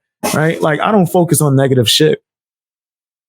So I think that people that are negative towards me are people that are genuinely negative. Because you ain't gonna be a fan talking to me crazy and think that you're gonna get my fucking attention unless I could create a moment out of it and get a funny clip. I swear I don't be taking shit serious. I just be making funny clips, guys. If you hear me yelling at somebody, it's not me actually mad. Just making a funny clip. So do that as well. Also, FYI, please don't come into live chat in the middle of BX stream and ask him to check his DMs. Yeah, I'll be able to check them whenever I'm able to.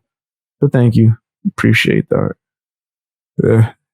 Me checking my DMs, unless it's like pertaining to something or emergency or something like that, I'm going to check it for sure after the live stream, regardless.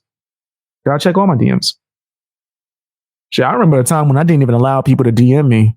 I locked my shit down. Now people can send me DMs if it's an update or news and shit like that, but I'll check it after the stream. It's not really a big deal.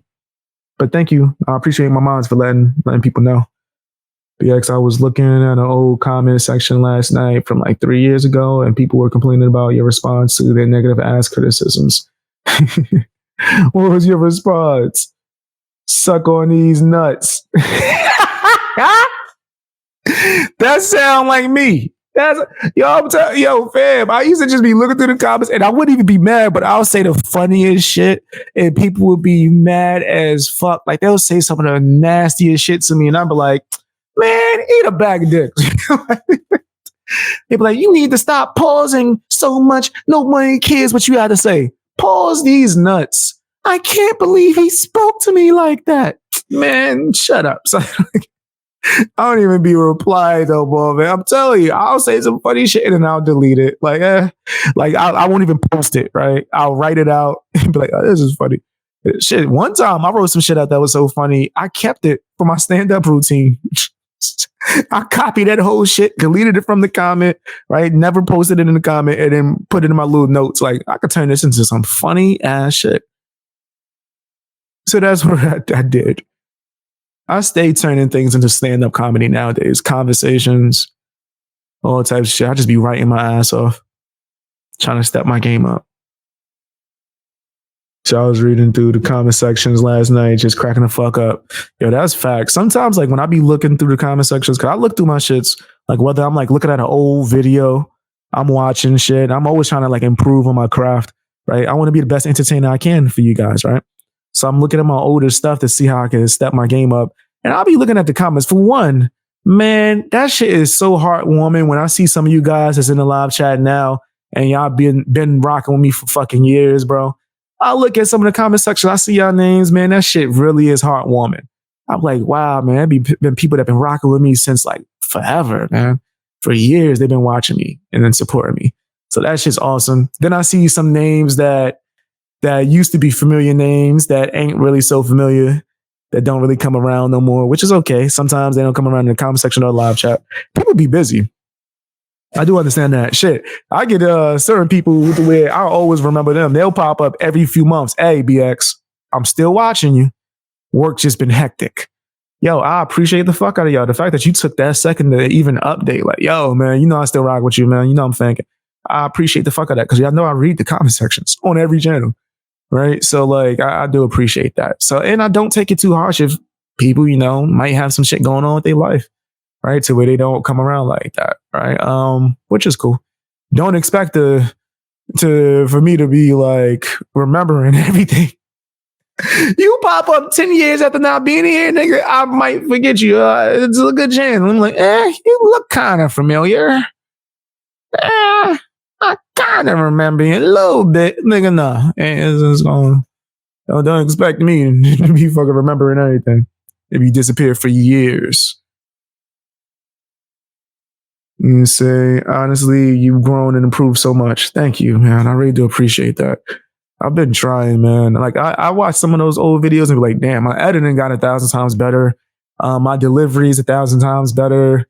Like you could just tell, man. Like it's a whole difference. It's as if I'm the same person, but I'm just like a better creator. I became more professional with my delivery, even if I'm cracking jokes or even cursing, it's a way more professional delivery than when I first started YouTube. That's a fucking fact. Like I learned all of this shit from just doing it. Like I didn't have any like real official YouTube mentors. I had people that said they wanted to fucking mentor me, but to be honest, they was just using me. Like, I don't know, people like Tipster who fucking used to say, hey, yeah, I could maybe help you out. But then come to find out he was just using me to write some of his scripts for most of his videos. Oops, wasn't supposed to tell people that, right? But he would fucking call me and I would be on the phone with him all night writing his scripts and planning out his videos and comebacks to that Smash JT guy. In fact, I'm the one that ended that whole beef because I got the receipts of him talking about Tipster's wife after Smash JT lied about that. But yeah, like bigger creators will come and try to use me to like build their shit up, right? But they would do it through the lies of you got so much talent, I can help you, right? Type of shit. And it really wouldn't be them helping me at all, not even giving me advice. Right? Not even giving me advice. Nigga, I'll settle for advice back then. Motherfuckers didn't even help me with advice. So I learned a lot of shit on my own, but it made me a fucking monster. It made me really good to where a lot of these guys that were claiming that they wanted to help me, that were using me to write their shit, they are terrified to debate me now. Right? They scared to death. Right? And I get it. If I was them, I'd be terrified to debate me too. Who would want to get embarrassed to that degree? Have you seen me debate? Yeah. It's scary, especially when I let that Garfield guy out. So yeah, but I've learned a lot of shit, and I noticed that honestly, I'm better now than what I would have been if I did get fucking co-signed and catered and helped and all that shit. Me learning all these things on my own and going to wars with bigger channels and fucking destroying them and shit like that made me 1,000 times better. So I'm forever grateful that these losers showed their true colors, or I was able to see their true colors before it got too late. Because look at them now. Hiding in the bushes, eating each other like the snake eating his tail.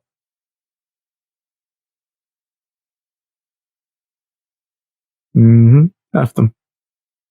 Said, that's exactly what they said. So I immediately can't believe he talked to me like that. That's hilarious. Fuck them.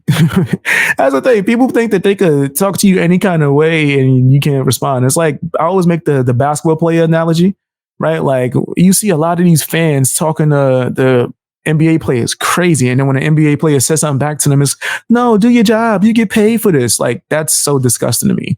Like, I think, what's that Westbrook guy, right? There's a guy named Westbrook that where he's been talk trash to so bad that where even his child while he's in school is being bullied because of all the name calling that fans do, right? It's pretty disgusting. So like I think there was a clip that came out where Westbrook was backstage somewhere and a fan was talking shit and he went up to the fan and people was like, oh, so how unprofessional, you get paid millions, you supposed to just take that. I'm like, who the fuck are you? Nigga, like, so if you at your job, can I go to your job and like say the most disgusting shit to you and not expect a reaction? Like it has a limit, a nigga. Like certain people go too far. Look at the Ron Artest situation. I bet you a fan won't say no fucking slick shit to him. But then what did it take for people to know not to play with Ron Artest? It took him jumping in the fucking stands, right? So I think that sometimes like you got to let a motherfucker know not to play with you. Right. And I think there's nothing wrong with that. People could try to shame you for it and say that you have a temper. Like the other day, I went to a live stream and there was certain people, like maybe I should say one person, crying about BX. He was an asshole to me. Nigga, no one paid it any mind. No one cared. Who gives a fuck? You deserved it. Right? You say some disrespectful shit to me, right? If I decide to use you to get a fucking a few jokes off and have fun, then I'm gonna do it. And I'm not gonna give a fuck, right? You ain't gonna make me feel bad for talking to you how you spoke to me. That's like if I'm a fucking pro wrestler, I don't mind being the heel. Don't throw drinks on me though, my nigga. Or if you get up and you yell in my personal space, it might be a problem. I'm old school wrestling fan, bro. I'm from the Attitude era. And before that, I remember when Kevin Nash and the NWO went to an MTV event and someone threw a bottle at Kevin Nash and he jumped into the crowd, picked this man up by his pants, one leg, stepped back onto the stage, and the NWO started whooping him and spray painting him and doing all types on stage. This is facts. I wish I could find that clip. This is a real clip, bro, of NWO wrestlers, pro wrestlers got invited to go to like some MTV event where they would like bring rappers and singers and everybody. And because wrestling was popping at the time and NWO was like fucking changing the game, they got invited. And people thought that was for play. And someone threw a bottle on stage. And on the camera, live on air, Kevin Nash jumped into the fucking crowd. This shit looked insane because it was like a giant. Like it was almost as if he just stepped into the crowd off of stage, one step, grabbed this man by the back of his fucking pants, lifted him into the air. Like, look at this little nigga. And one step, his ass, without even touching the fucking stage, back onto the stage, and was like holding him while everyone that was in the NWO was like throwing water at him and they started spray painting him and all this funny shit. And I was dying laughing like, see, you thought Kevin Nash was for play. Nigga, I'm Kevin Nash. I'm not for play. I'm not that guy. You could talk shit, but just know, if you talk shit directly to me and you get disrespectful, if I feel like making it a highlight and being funny, I'm going to do that. And if you unsubscribe because I hurt your feelings, eat a dick. I don't care about your feelings or you because you're not a real fan. You say, oh, wow, I kind of figured that may have been the case, but knew you say something in your own time. It's all good. I mean, it's all good. Like with that whole tips of shit, I never wanted to tell all the personal shit because I felt like that was like chatty, right? Like, what kind of shit is that? Like, me coming out with a video saying, hey, Tipster contacted me and was using me to write his shit and was promising me this and that. And then fucking when the time came when he could fucking use any opportunity, me being canceled or some people disliking me as an opportunity for him to gain more fans, then that's what he did. This is a nigga that used to fucking sit there crying to me every day. You know, like, this is a motherfucker that used to sit there telling me, all types of shit. Like fucking, I wish I had all the female fans you have. I don't have any female fans. I wish I could have, nigga, this is what, 2 to 3 years ago, this nigga dead said that shit to me. Like, I noticed you got so many female fans. I wish I had all the female fans you have. And then he starts working and collab with all these people that lie on me. And motherfuckers that he collabed with that lied on me took the fucking live streams down and publicly said, yeah, I definitely was covering that in the wrong way. They didn't really take full responsibility because they still tried to say like I was an asshole, so I deserved to be lied on. But these are people that built their whole platforms up or for fucking ex fans or people that used to say they like me but really didn't and all types of shit. And it was like real Game of Thrones sneaky. Like, that's why like I'm so blunt and upfront now because I've seen this shit happen and I don't like it. So I just rather like not play those games. I know who the fuck I am. I know I keeps it real. I know how the fuck I talk. That's why I do it even more. I lean in more to being myself because it forces people who don't like me or my character to stay the fuck away from me, right? And it nips all this little sneaky bullshit Game of Thrones shit in the butt, right? If you think that motherfuckers ain't like plotting to try to like take a fan base and things of that nature, right, behind the scenes, right, it happens, bro. This is a fact. It does. Motherfuckers will say shit like that, bro. Like it does. It honestly does, bro. But I don't care. Because I believe in capitalism, right? And a true capitalist and a true businessman can take a hit and keep moving. The fuck? That was when all that shit happened with the Tipster and these niggas doing that blackball shit and Tipster calling people to not collab with me. Like, motherfuckers contacting me saying they want to work with me. They think I'm so entertaining. And then Tipster going out his way and reaching out to them. Hey, don't work with BX Beast Boy. For whatever reason he told them. The truth was because he was trying to blackball me because I had the truth about me writing for him. Is it a coincidence that he deleted all our messages? I'm pretty sure I still have them archived of our last conversation and me approaching him about lying on my fucking name and him trying to cop a plea. What? No, I just said if it was true. I never said it was true. I said if it was true. You bitch ass nigga. You think I wasn't, nigga, I saw what you was planning from a mile away. That's why he always lies and talks about it, tries to blackball me. Because his plan failed. He tried to get me to fuck up out of here. And he failed. You said just knowing when to comment and when not to waste your time. Exactly. That's the key, right? It's the same thing as like knowing when to argue or when to fucking conversate or debate somebody and when to just be like, he's not worth my time, right? And a lot of people ain't worth my fucking time, to be honest. I finally took your advice and learned that these past few months. Facts. And watch, I bet you shit's been way better, right? Less stress. You ain't got to deal with the annoying people. People try to do that to see Rock, but it doesn't end well. You talking about with Krishan Rock? Yeah. Right. Exactly. Someone I personally cannot stand came into someone's live last week saying, "Can anyone see me?" I assume they thought they were blocked and no one responded. Nah, fam, we don't see you. That's funny. That's funny as fuck because that's what they want. They want attention.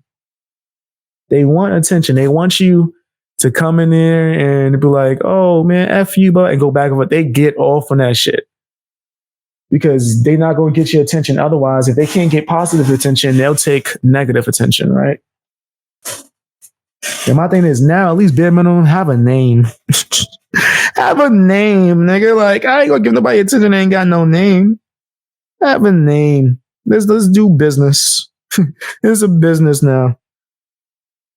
Let's be businessmen.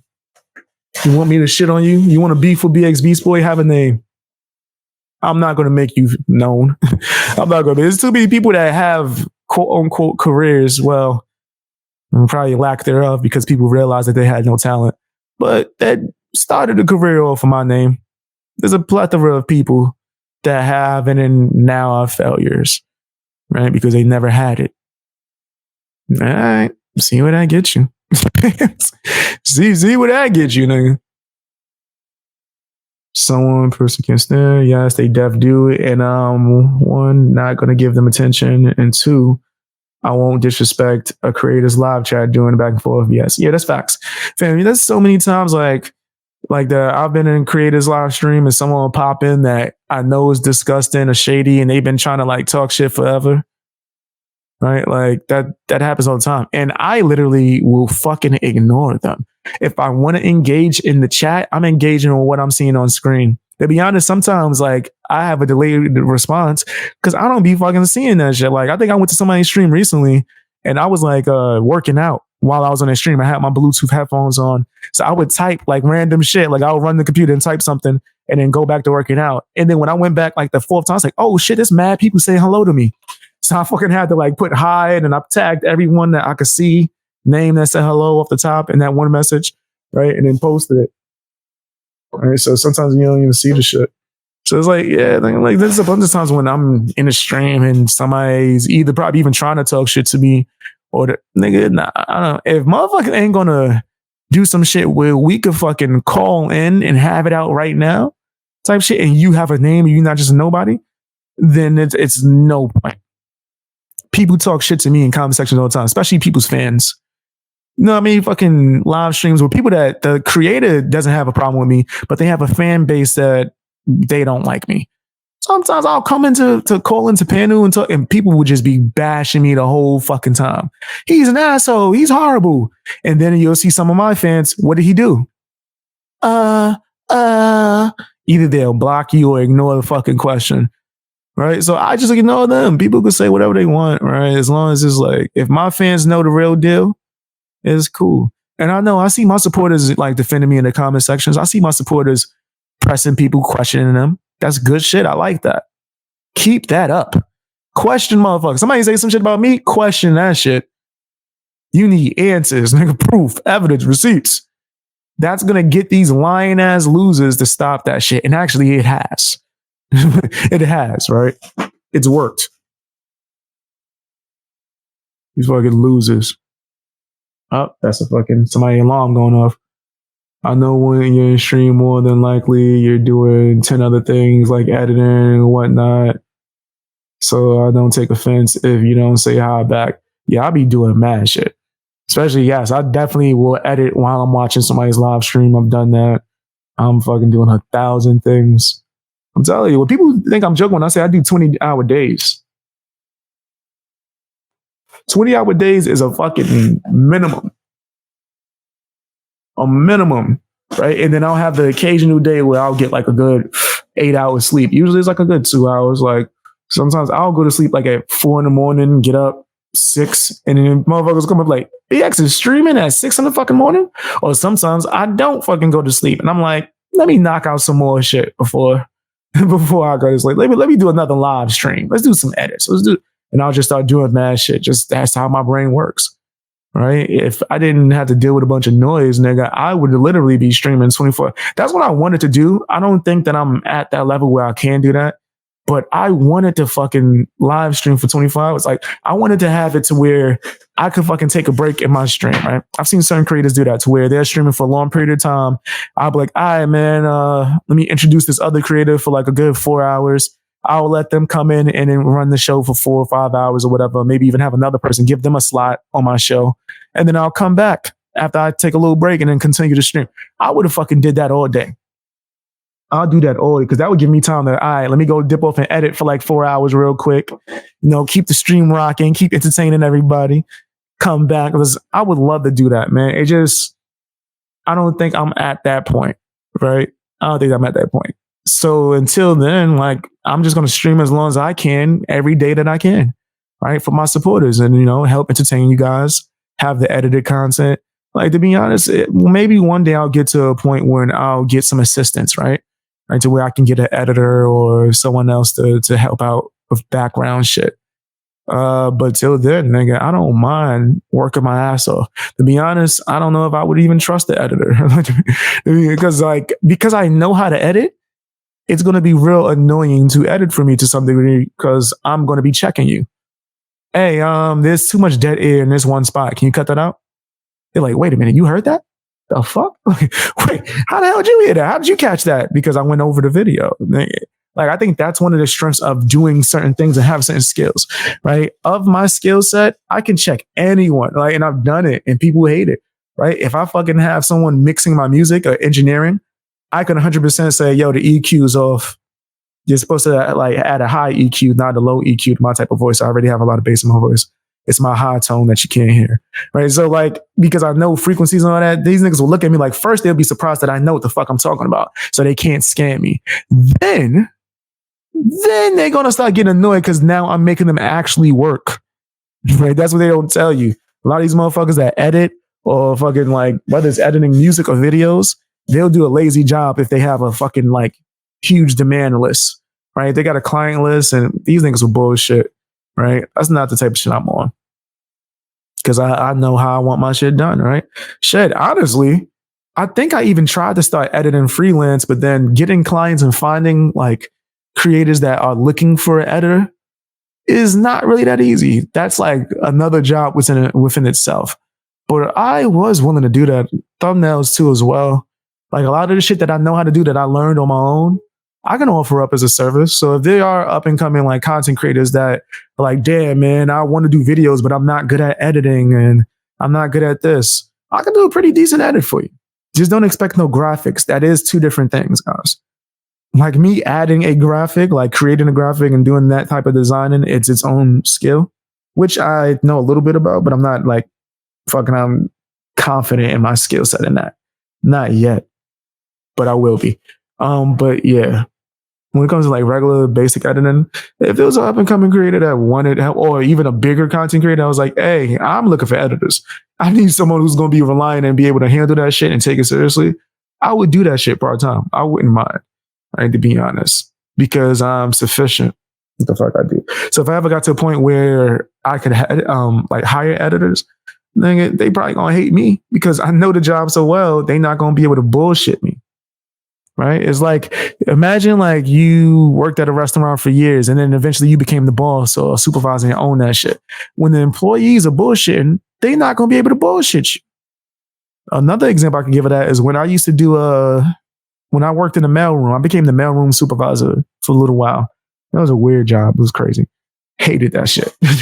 They treated us horribly. And I was the supervisor. We still got treated horribly. Classism was real, bro. That's when I really realized, okay, this ain't about race. This is classism, bro. This is about class. Who's making the most money? But some of the richest dudes in there, which was crazy, they would be nice as fuck. It was the management that would treat us a certain way. Like, you can't talk to the stockbrokers. And I'm like, why? The fuck? These niggas love when I come upstairs. When I bring them their papers, nigga, they like me asking questions. I could tell. Because I've been real inquisitive. I remember that stockbroking dude, the one, I guess the boss, I fucking brought like an order of mad food upstairs one time. Like thousands of dollars worth of food, right? I had to escort all these people upstairs. And I was like, yo, you don't let your workers go to lunch? And then he told me some like real smart business shit that I always remembered. I was like, wow, that's beast.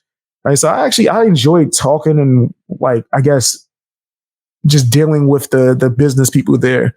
But management, like the building management, they really talked to us crazy and treated us a certain way. Right. But then like the security got treated way fucking better. Other fucking like sections in this building got treated nice. I'm talking about the way they threw parties and invited every fucking office in that bit except for us. They invited everyone, security, fucking engineers, fucking janitors, like everyone except for the mailroom was invited to the party. I was like, this is the most fucked up shit. And then now I'm the supervisor, so everyone's like all sad and mad coming to me. Nigga, I went and bought some donuts. Like, fuck it, nigga, we gonna have our own shit. I went and bought donuts from our crew. Why they try to come and take some of our donuts? Niggas was disrespectful. I swear, bro. I hated that job. But I learned a lot. Especially about classism and business and things of that nature. I learned a whole lot. People should try to do that. Yes, they do. I'm not going to give them attention. Yep. The disrespectful creator to try to start shit on their platform. Facts. I know when you're on stream, like doing things. Yep. I should really get into editing. I think I could really be good at it. Why not? Like, for real, like when I really go hard with editing, which is crazy, I've noticed that the shit that I edit, the craziest, don't get no attention. My most fucking edited content, when I'm taking time, whoa, that's my most effort content, I've noticed. And a lot of other content creators tell you the same shit, because that don't matter in the world of business.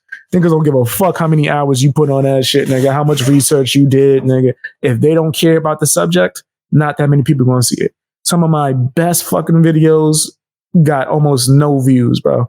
And that's the shit I took hours, research, interviews, all types of shit. You got to find a good balance. You got to spend that energy on content that people actually give a fuck about or want to see. Or blend. You got to blend. Like, if you could become enough of a personality to where you can talk about certain shit, like, I'm saying that these shits didn't get views. They actually did, just not compared to my other videos, right? Because I could have put it out and then could have got a literally zero. I'm talking about a few hundred, right? That's still something. And that's people that just wanted to not really see the topic, that was more so, let's see what BX is talking about today, right? And I'm appreciative as fuck for that. But as like, if you're an up and coming content creator and you like, I want to talk about whatever I want to talk about, guess what? You're not going to do well, pimp. You're not going to do well, nigga. I got to say, me getting any kind of form of success on YouTube at first was not by design. Like, that shit just happened. I just so coincidentally was fucking live streaming, talking shit, and someone was like, hey, what do you think about this? And I just started giving my brutally honest opinion. And then people would just randomly bring me up shit that I didn't really know much about. I would look at it on live and tell people the truth. And then that shit started getting traction.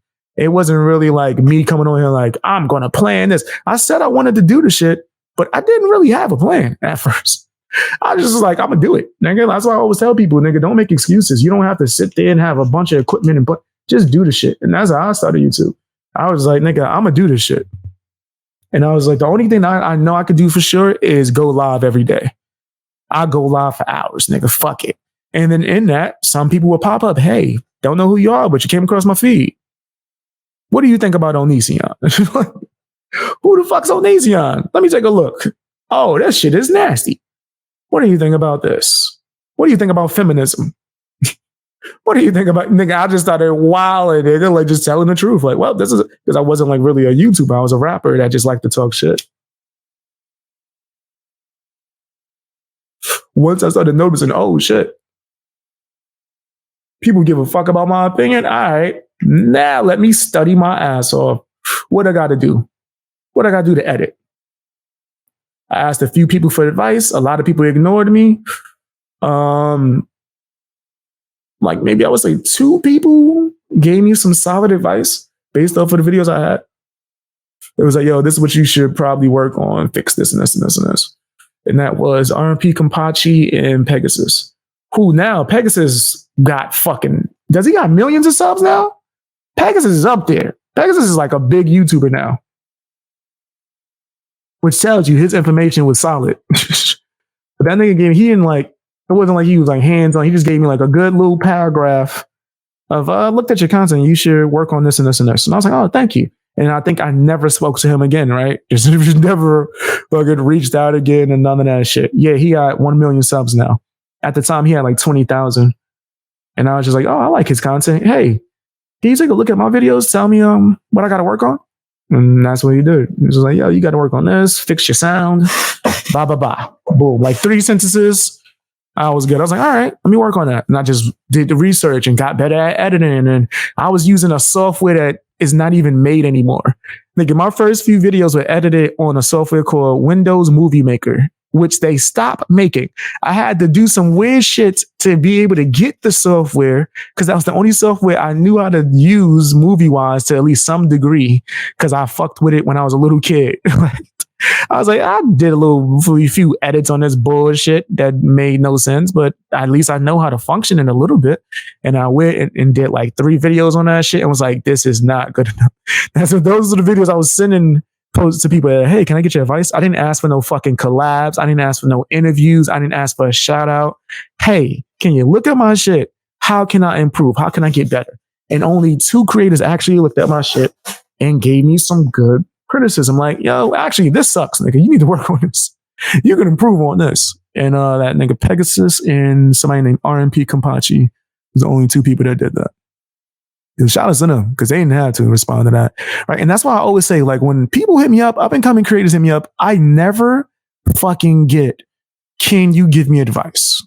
I never get, can you look at my content? Tell me what I need to improve on? None of that shit. I get, can I get an interview? Can you interview me? So I could come on your channel with all your subscribers and they could look at me and subscribe to me and I could do no effort.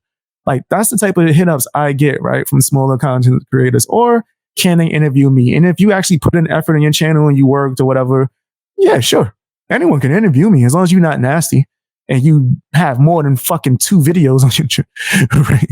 You actually got a fan base and people that care about what you got to say. Yeah, you can interview me. I don't mind. You don't even got to be bigger than me. Like, I just want to see that you're putting in some effort and taking it serious. I don't like people that don't take it serious. Like, this is just a quick dream and on the whim, you looking for a handout. I never wanted that up and coming. Like, I never wanted that. I wanted advice.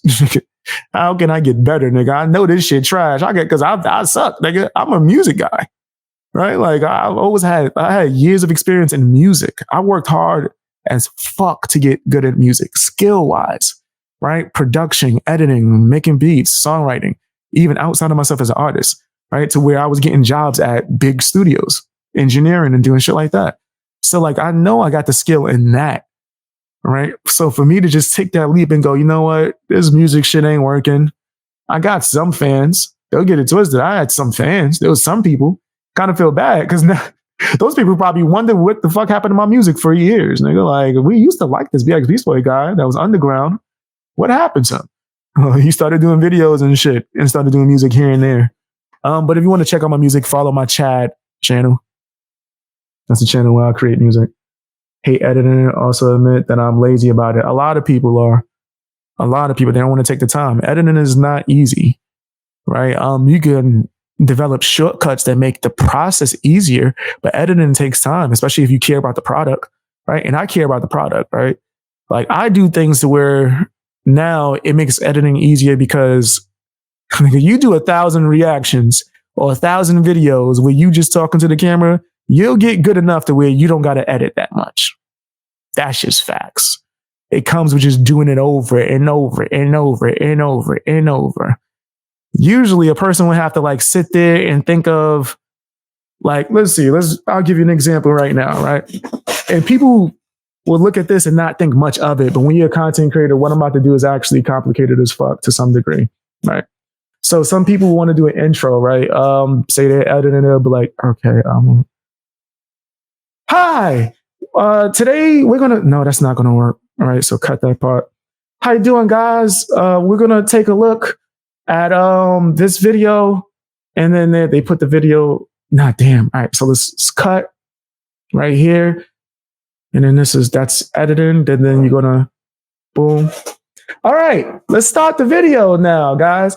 And then they're gonna start. And I've got it to a science to. I could just be like, what's going on, guys? It's your friendly neighborhood gangster, BX Beast Boy. And today we're going to be talking about Amazing Lucas with his nasty ass. This dude is a loser, man. I'm not really fond of him. I think that he's trash. Everything he does is trash, and I think he's a clown. That's why I'm going to laugh at him. But before we do, don't forget to hit the like button. Also, drop some comments, subscribe as well, and share the video. Now let's get straight into it. And then, boom, boom.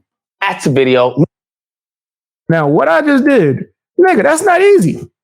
That's not it. That's not me trying to say, oh, I'm so good. No, as someone who's new that does not have those skills and you haven't been on camera, you're not used to talking to the camera, look in the camera as if it's someone watching you right in front of their face, look at them eye to eye and talking directly to them. You're doing certain mannerisms that's keeping people's attention. And sometimes I've seen people take things like a baseball and just be moving it around. And people are like, why are they doing that? It's because it keeps your attention, right? It's really hard to keep people drawn in when you're not doing colors and all this other crazy shit, or you're doing the old school Jake Paul intro where you got a bunch of fucking little kids watching you where it looks like you just fucking fell into the camera. Just, oh, hey guys, what's going on, man? Welcome to my show. Welcome to my show. Blah, blah, blah. The fuck out of here. I can't do that. It's not my personality. That's not me. They get like, but it is me to be like, hey, what's up? And then call myself a nickname, YouTube's first supervillain. What's the other one I use? I'm gonna do a poll, right? Because I had YouTube first supervillain, then I was going by friendly neighborhood gangster for a little while because that name really does fit, and then the people's champ and shit like that. I'll do a poll and then you guys can vote. But me being this comfortable on camera takes time. That's not something that you're just gonna just naturally gain. People are gonna mess up and stutter, and when they mess up, it's gonna hit them harder to where they like, oh man, I fucked up, and now they struggling with the rest of the stream. They can't just bounce back into it. Right? That's why a lot of YouTubers don't do live streams. It is what it is. There's YouTubers that used to. It's extremely beneficial to do live streams. And there's YouTubers that are afraid to because of the mistakes that they might make. Or they might be self-conscious. They think that they don't look good enough. Or like just a whole plethora of things. Editing, like a whole plethora of stuff, right? But to do a show in the format that I'm doing is not easy. To do it at the rapid pace that I'm doing is not easy. It takes mad time, right? It takes a long time, fam. I'm telling you, fam. There's up and coming content creators that are on video 300 that's still struggling with performance, man. Performance is an issue for a lot of people, and that's a factor that can add to, I guess, what you're growing and building when you're trying to build a fan base. Right? Like the fact that I'm entertaining or charismatic, or I don't have to yell and scream and I can still have you laughing and I'm relatable and extremely honest is beneficial to me creating content, right? And I'll be a fool not to lean on that, right? I'm a funny dude. I'm also an asshole. So guess what? I'm gonna be a funny asshole in my videos when I'm talking crap, right? If I want to laugh or if I find something funny, I'm gonna start laughing. I don't care. I think I care. I'm going to use the slang that only me and my friends knew from childhood that you guys didn't know. But guess what? By watching me for long enough, now you guys know it. I'm going to rep my crew. There's certain things that you could do as a live streamer or a content creator that separates you from people, right? As well as like keeping your ego in check and all this other shit, right? But performance is definitely something that can help you when editing. So now when I'm editing, it's easier to edit, because my performance game is pretty decent. Now, when you add the fact that my editing is really decent, right? Now I could put out good, high quality product, right? And also you got to put your selfishness to the side. I don't like showing my face, but I know that when I show my face, my channel does really, really well. So I show my face. Like when I do my reactions, I don't mind being like, all right, fuck it. Let me show my face, react. And then the moment I'm finished, I'll cut the shit off and smoke, like, because that's what the fuck I want to do. And then when I want to react or show an example of something, I'll turn the camera back on. It's no big deal. Shit, think about all the anti-BX Beast Boy haters that say he's too afraid to show his face. Remember when they were saying that a year ago? Remember that? Like, it's almost as if I didn't do the first year of YouTube showing my face. And the second, the third portion showing my face as well.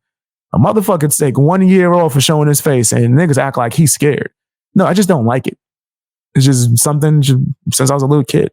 When people would take pictures of me, I would cover my face. I don't like it. It's just always been weird to me. Which is weird because I've done a lot of things that involve entertainment, right? Like when I was doing martial arts, they had to put the camera on my face, right? So I make regular videos. Hey, man, whatever you want to do. If that's what your goal is. It depends on what your goal is. If you're trying to treat this like it's a business, then fan service is extremely important, right? Like you can't, how long are people going to support you and watch you if you don't give a fuck about what they want, right? How long? That's like a big problem with a lot of creators. I see them go through that and shit. Maybe even I went through that to some point, right? And then I found a way to get best of both worlds. I blend both. Right? I talk about what I want and what you guys want at the same time. Or I talk about what you guys want to hear me talk about the way I want to talk about it. Right? Like you got to blend it, right? Mix it. There's some people for a time period where I was like, nigga, I'm going to talk about whatever the fuck I want. I remember I was doing anime. I remember I stopped doing like certain politics and social commentary and started talking about animes and doing shit. Nigga, I ain't give a fuck for like a good month. Nigga, I was just like, I'm going to talk about what I want. Let's do some anime reactions, nigga. It was whatever. Right. And then eventually I was like, nobody give a fuck about my. There's a few people that's like, oh, this is cool, but I should have just made an anime channel and did that. Right. Motherfuckers like when I am honest. Like that's something that's a natural thing for me that people appreciate. Why would I not give that to them? And what's the best thing to be honest about? What's going on in the world, society, social commentary. Our social commentary shines. Right. So if that's what my fans want to hear, who the fuck am I to say no?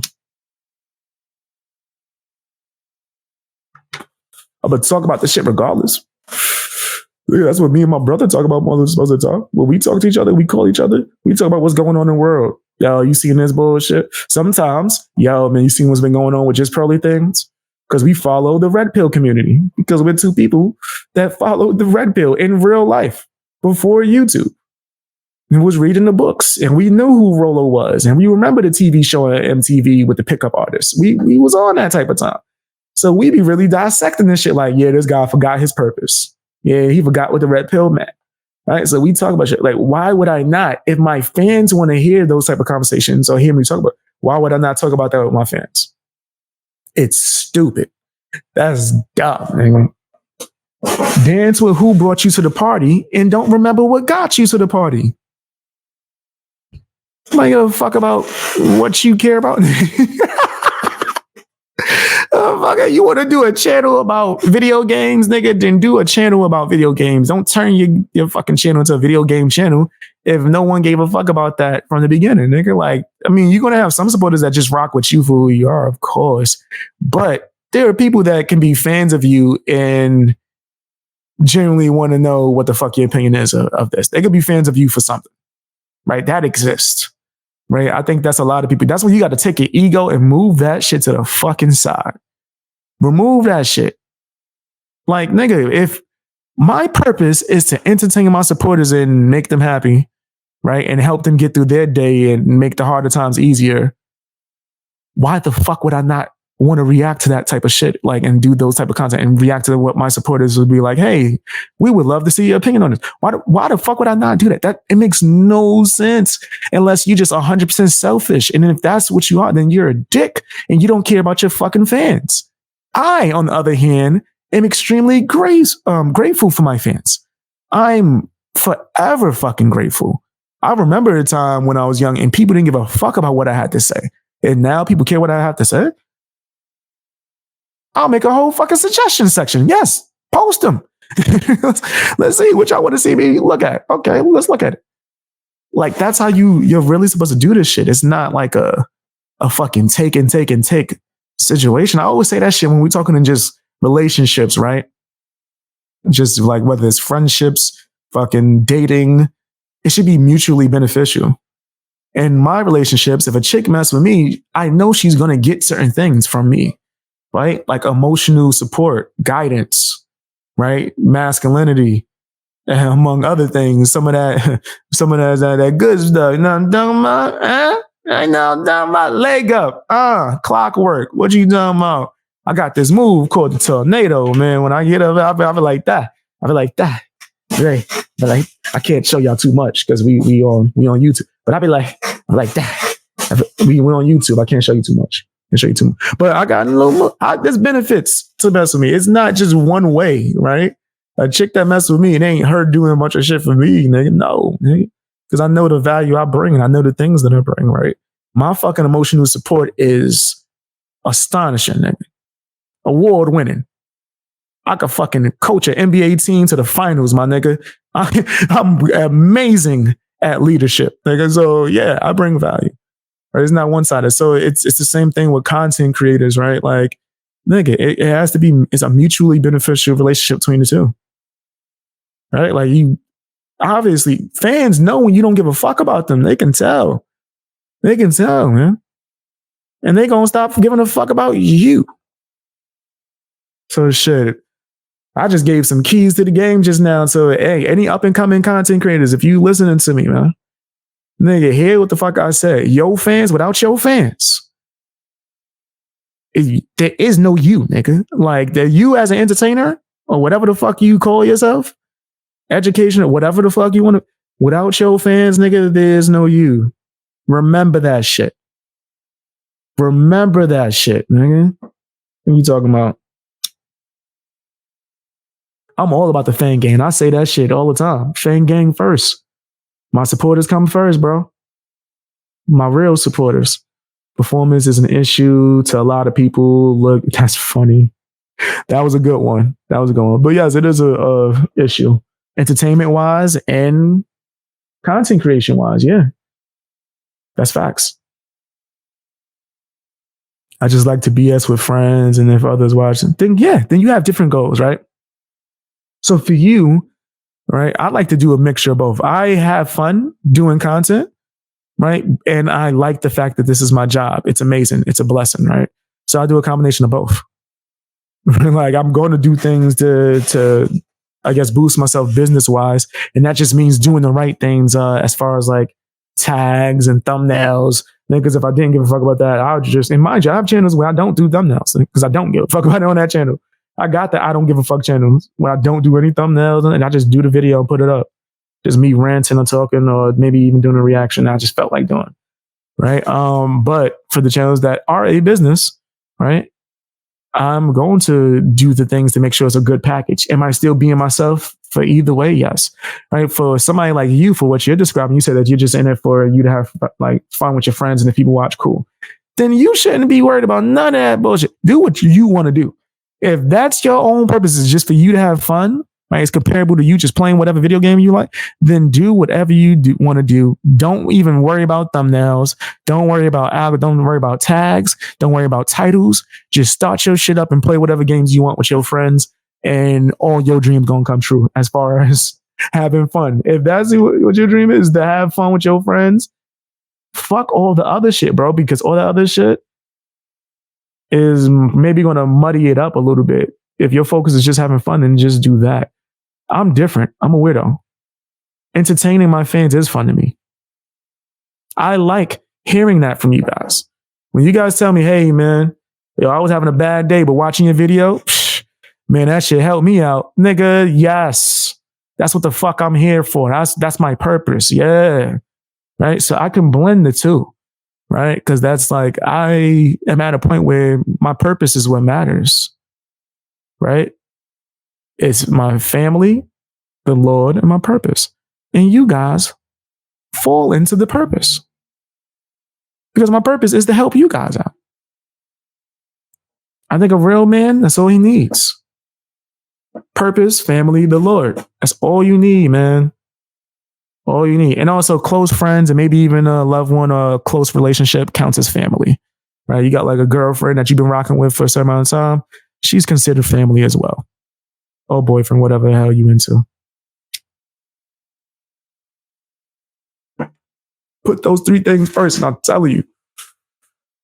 And it ain't about riches and that bullshit, but just when it comes to just being happy, man, your heart's gonna be content. You're not gonna do nothing that you're not wanting to do. You're gonna be good. I'm happy as fuck. I don't know if people notice, but I'm always in a good mood, man. I'm always in a good mood. Fang gang all day, every day. Twice on Tuesday. I'm always in a good mood. All day, every day. Because I know how blessed I am. I know my purpose. Now, let me see. Is there something else I want to take a look at? We did Hunt to Avallone. I'm going to have to do something with that. Let me see. Does Candace got something? You check out Candace. I wanted to do music today, but maybe we could do music tomorrow. I do have to run real soon. But tomorrow, if I start early, we could do music reactions. So if y'all got like music reactions y'all want me to take a look at, put them in suggestions on Discord. Like just dump them shits in there. Do as many as you would like, probably. But don't try to cloud it up. Like if you did like 2 back to back, fam, let someone else put a suggestion. Right? Or I'm gonna just start like I'm gonna skip and then go back. If I see someone put too many videos at once, I'm gonna skip. Go to the next person that did a suggestion for video. And then if there's no more left, then I'll go back up to the top and do like that. And if someone wants me to do their reaction like immediately on the spot, then I'll open it up for suggestions. There's going to be a little bit of noise outside tomorrow. So hopefully I can start the reactions early. And then if there's noise, we don't hear it. And then I could just keep it going. Right. But I'm going to start the reactions like a little bit earlier.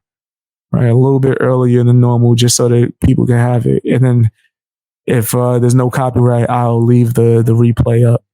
I'm gonna leave all the live stream replays up. If I take a live stream down, I'm gonna premiere the live stream, edit it. So I'm gonna just edit whatever I needed to take out just for safety reasons, which I might do for this live stream.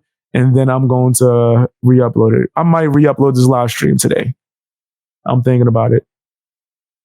No, Candace ain't got nothing new. Damn.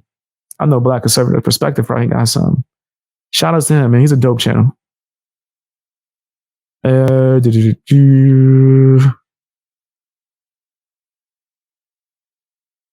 it might not be nothing else right now. All right, fuck it. Nothing else. We can save it for tomorrow. I never believe what this person said. Yeah, it seems like it was a slow news day. Yeah, so it's nothing else till we'll check it out tomorrow. Yeah, I know him. A lot of people keep telling me about him. I would like to interview him. I don't know how to get in contact with him. But if anyone, I guess if you're a fan, and I told you guys, if you want to see me collab with somebody or interview with him, I don't mind, right? Especially that guy. I think he's pretty cool. I would like to actually get his opinion and pick his brain about like Man's Fair shit. It seemed like we might be on the same type of time. So if you have contact with him, let him know that BX Beats Boy is trying to do an interview with him, right? Because I think I couldn't find a way. Maybe I'm just tripping. But let him know BX Beats Boy is trying to interview him. I would like to interview him for my channel. Right. Straight crazy. But thank you guys for pulling up, man. I had fun like a mother effer. Had some real like creator advice towards the end for any up and coming content creators, man. Hopefully you hear my advice and don't take it as like me telling you that you can't do something. Like, nigga, I'm just telling you what's going on, man. If you don't focus on your fans, my nigga, then you gonna just be a lonely ass motherfucker on here. I'm telling you, nigga. I rock with my supporters, nigga. Those are my peoples, man. I fuck with my supporters. I get more offended if motherfuckers talk shit about them than me, to be honest. I debate motherfuckers on their behalf quick. Nigga, my supporters are awesome. Without them, there's no BX.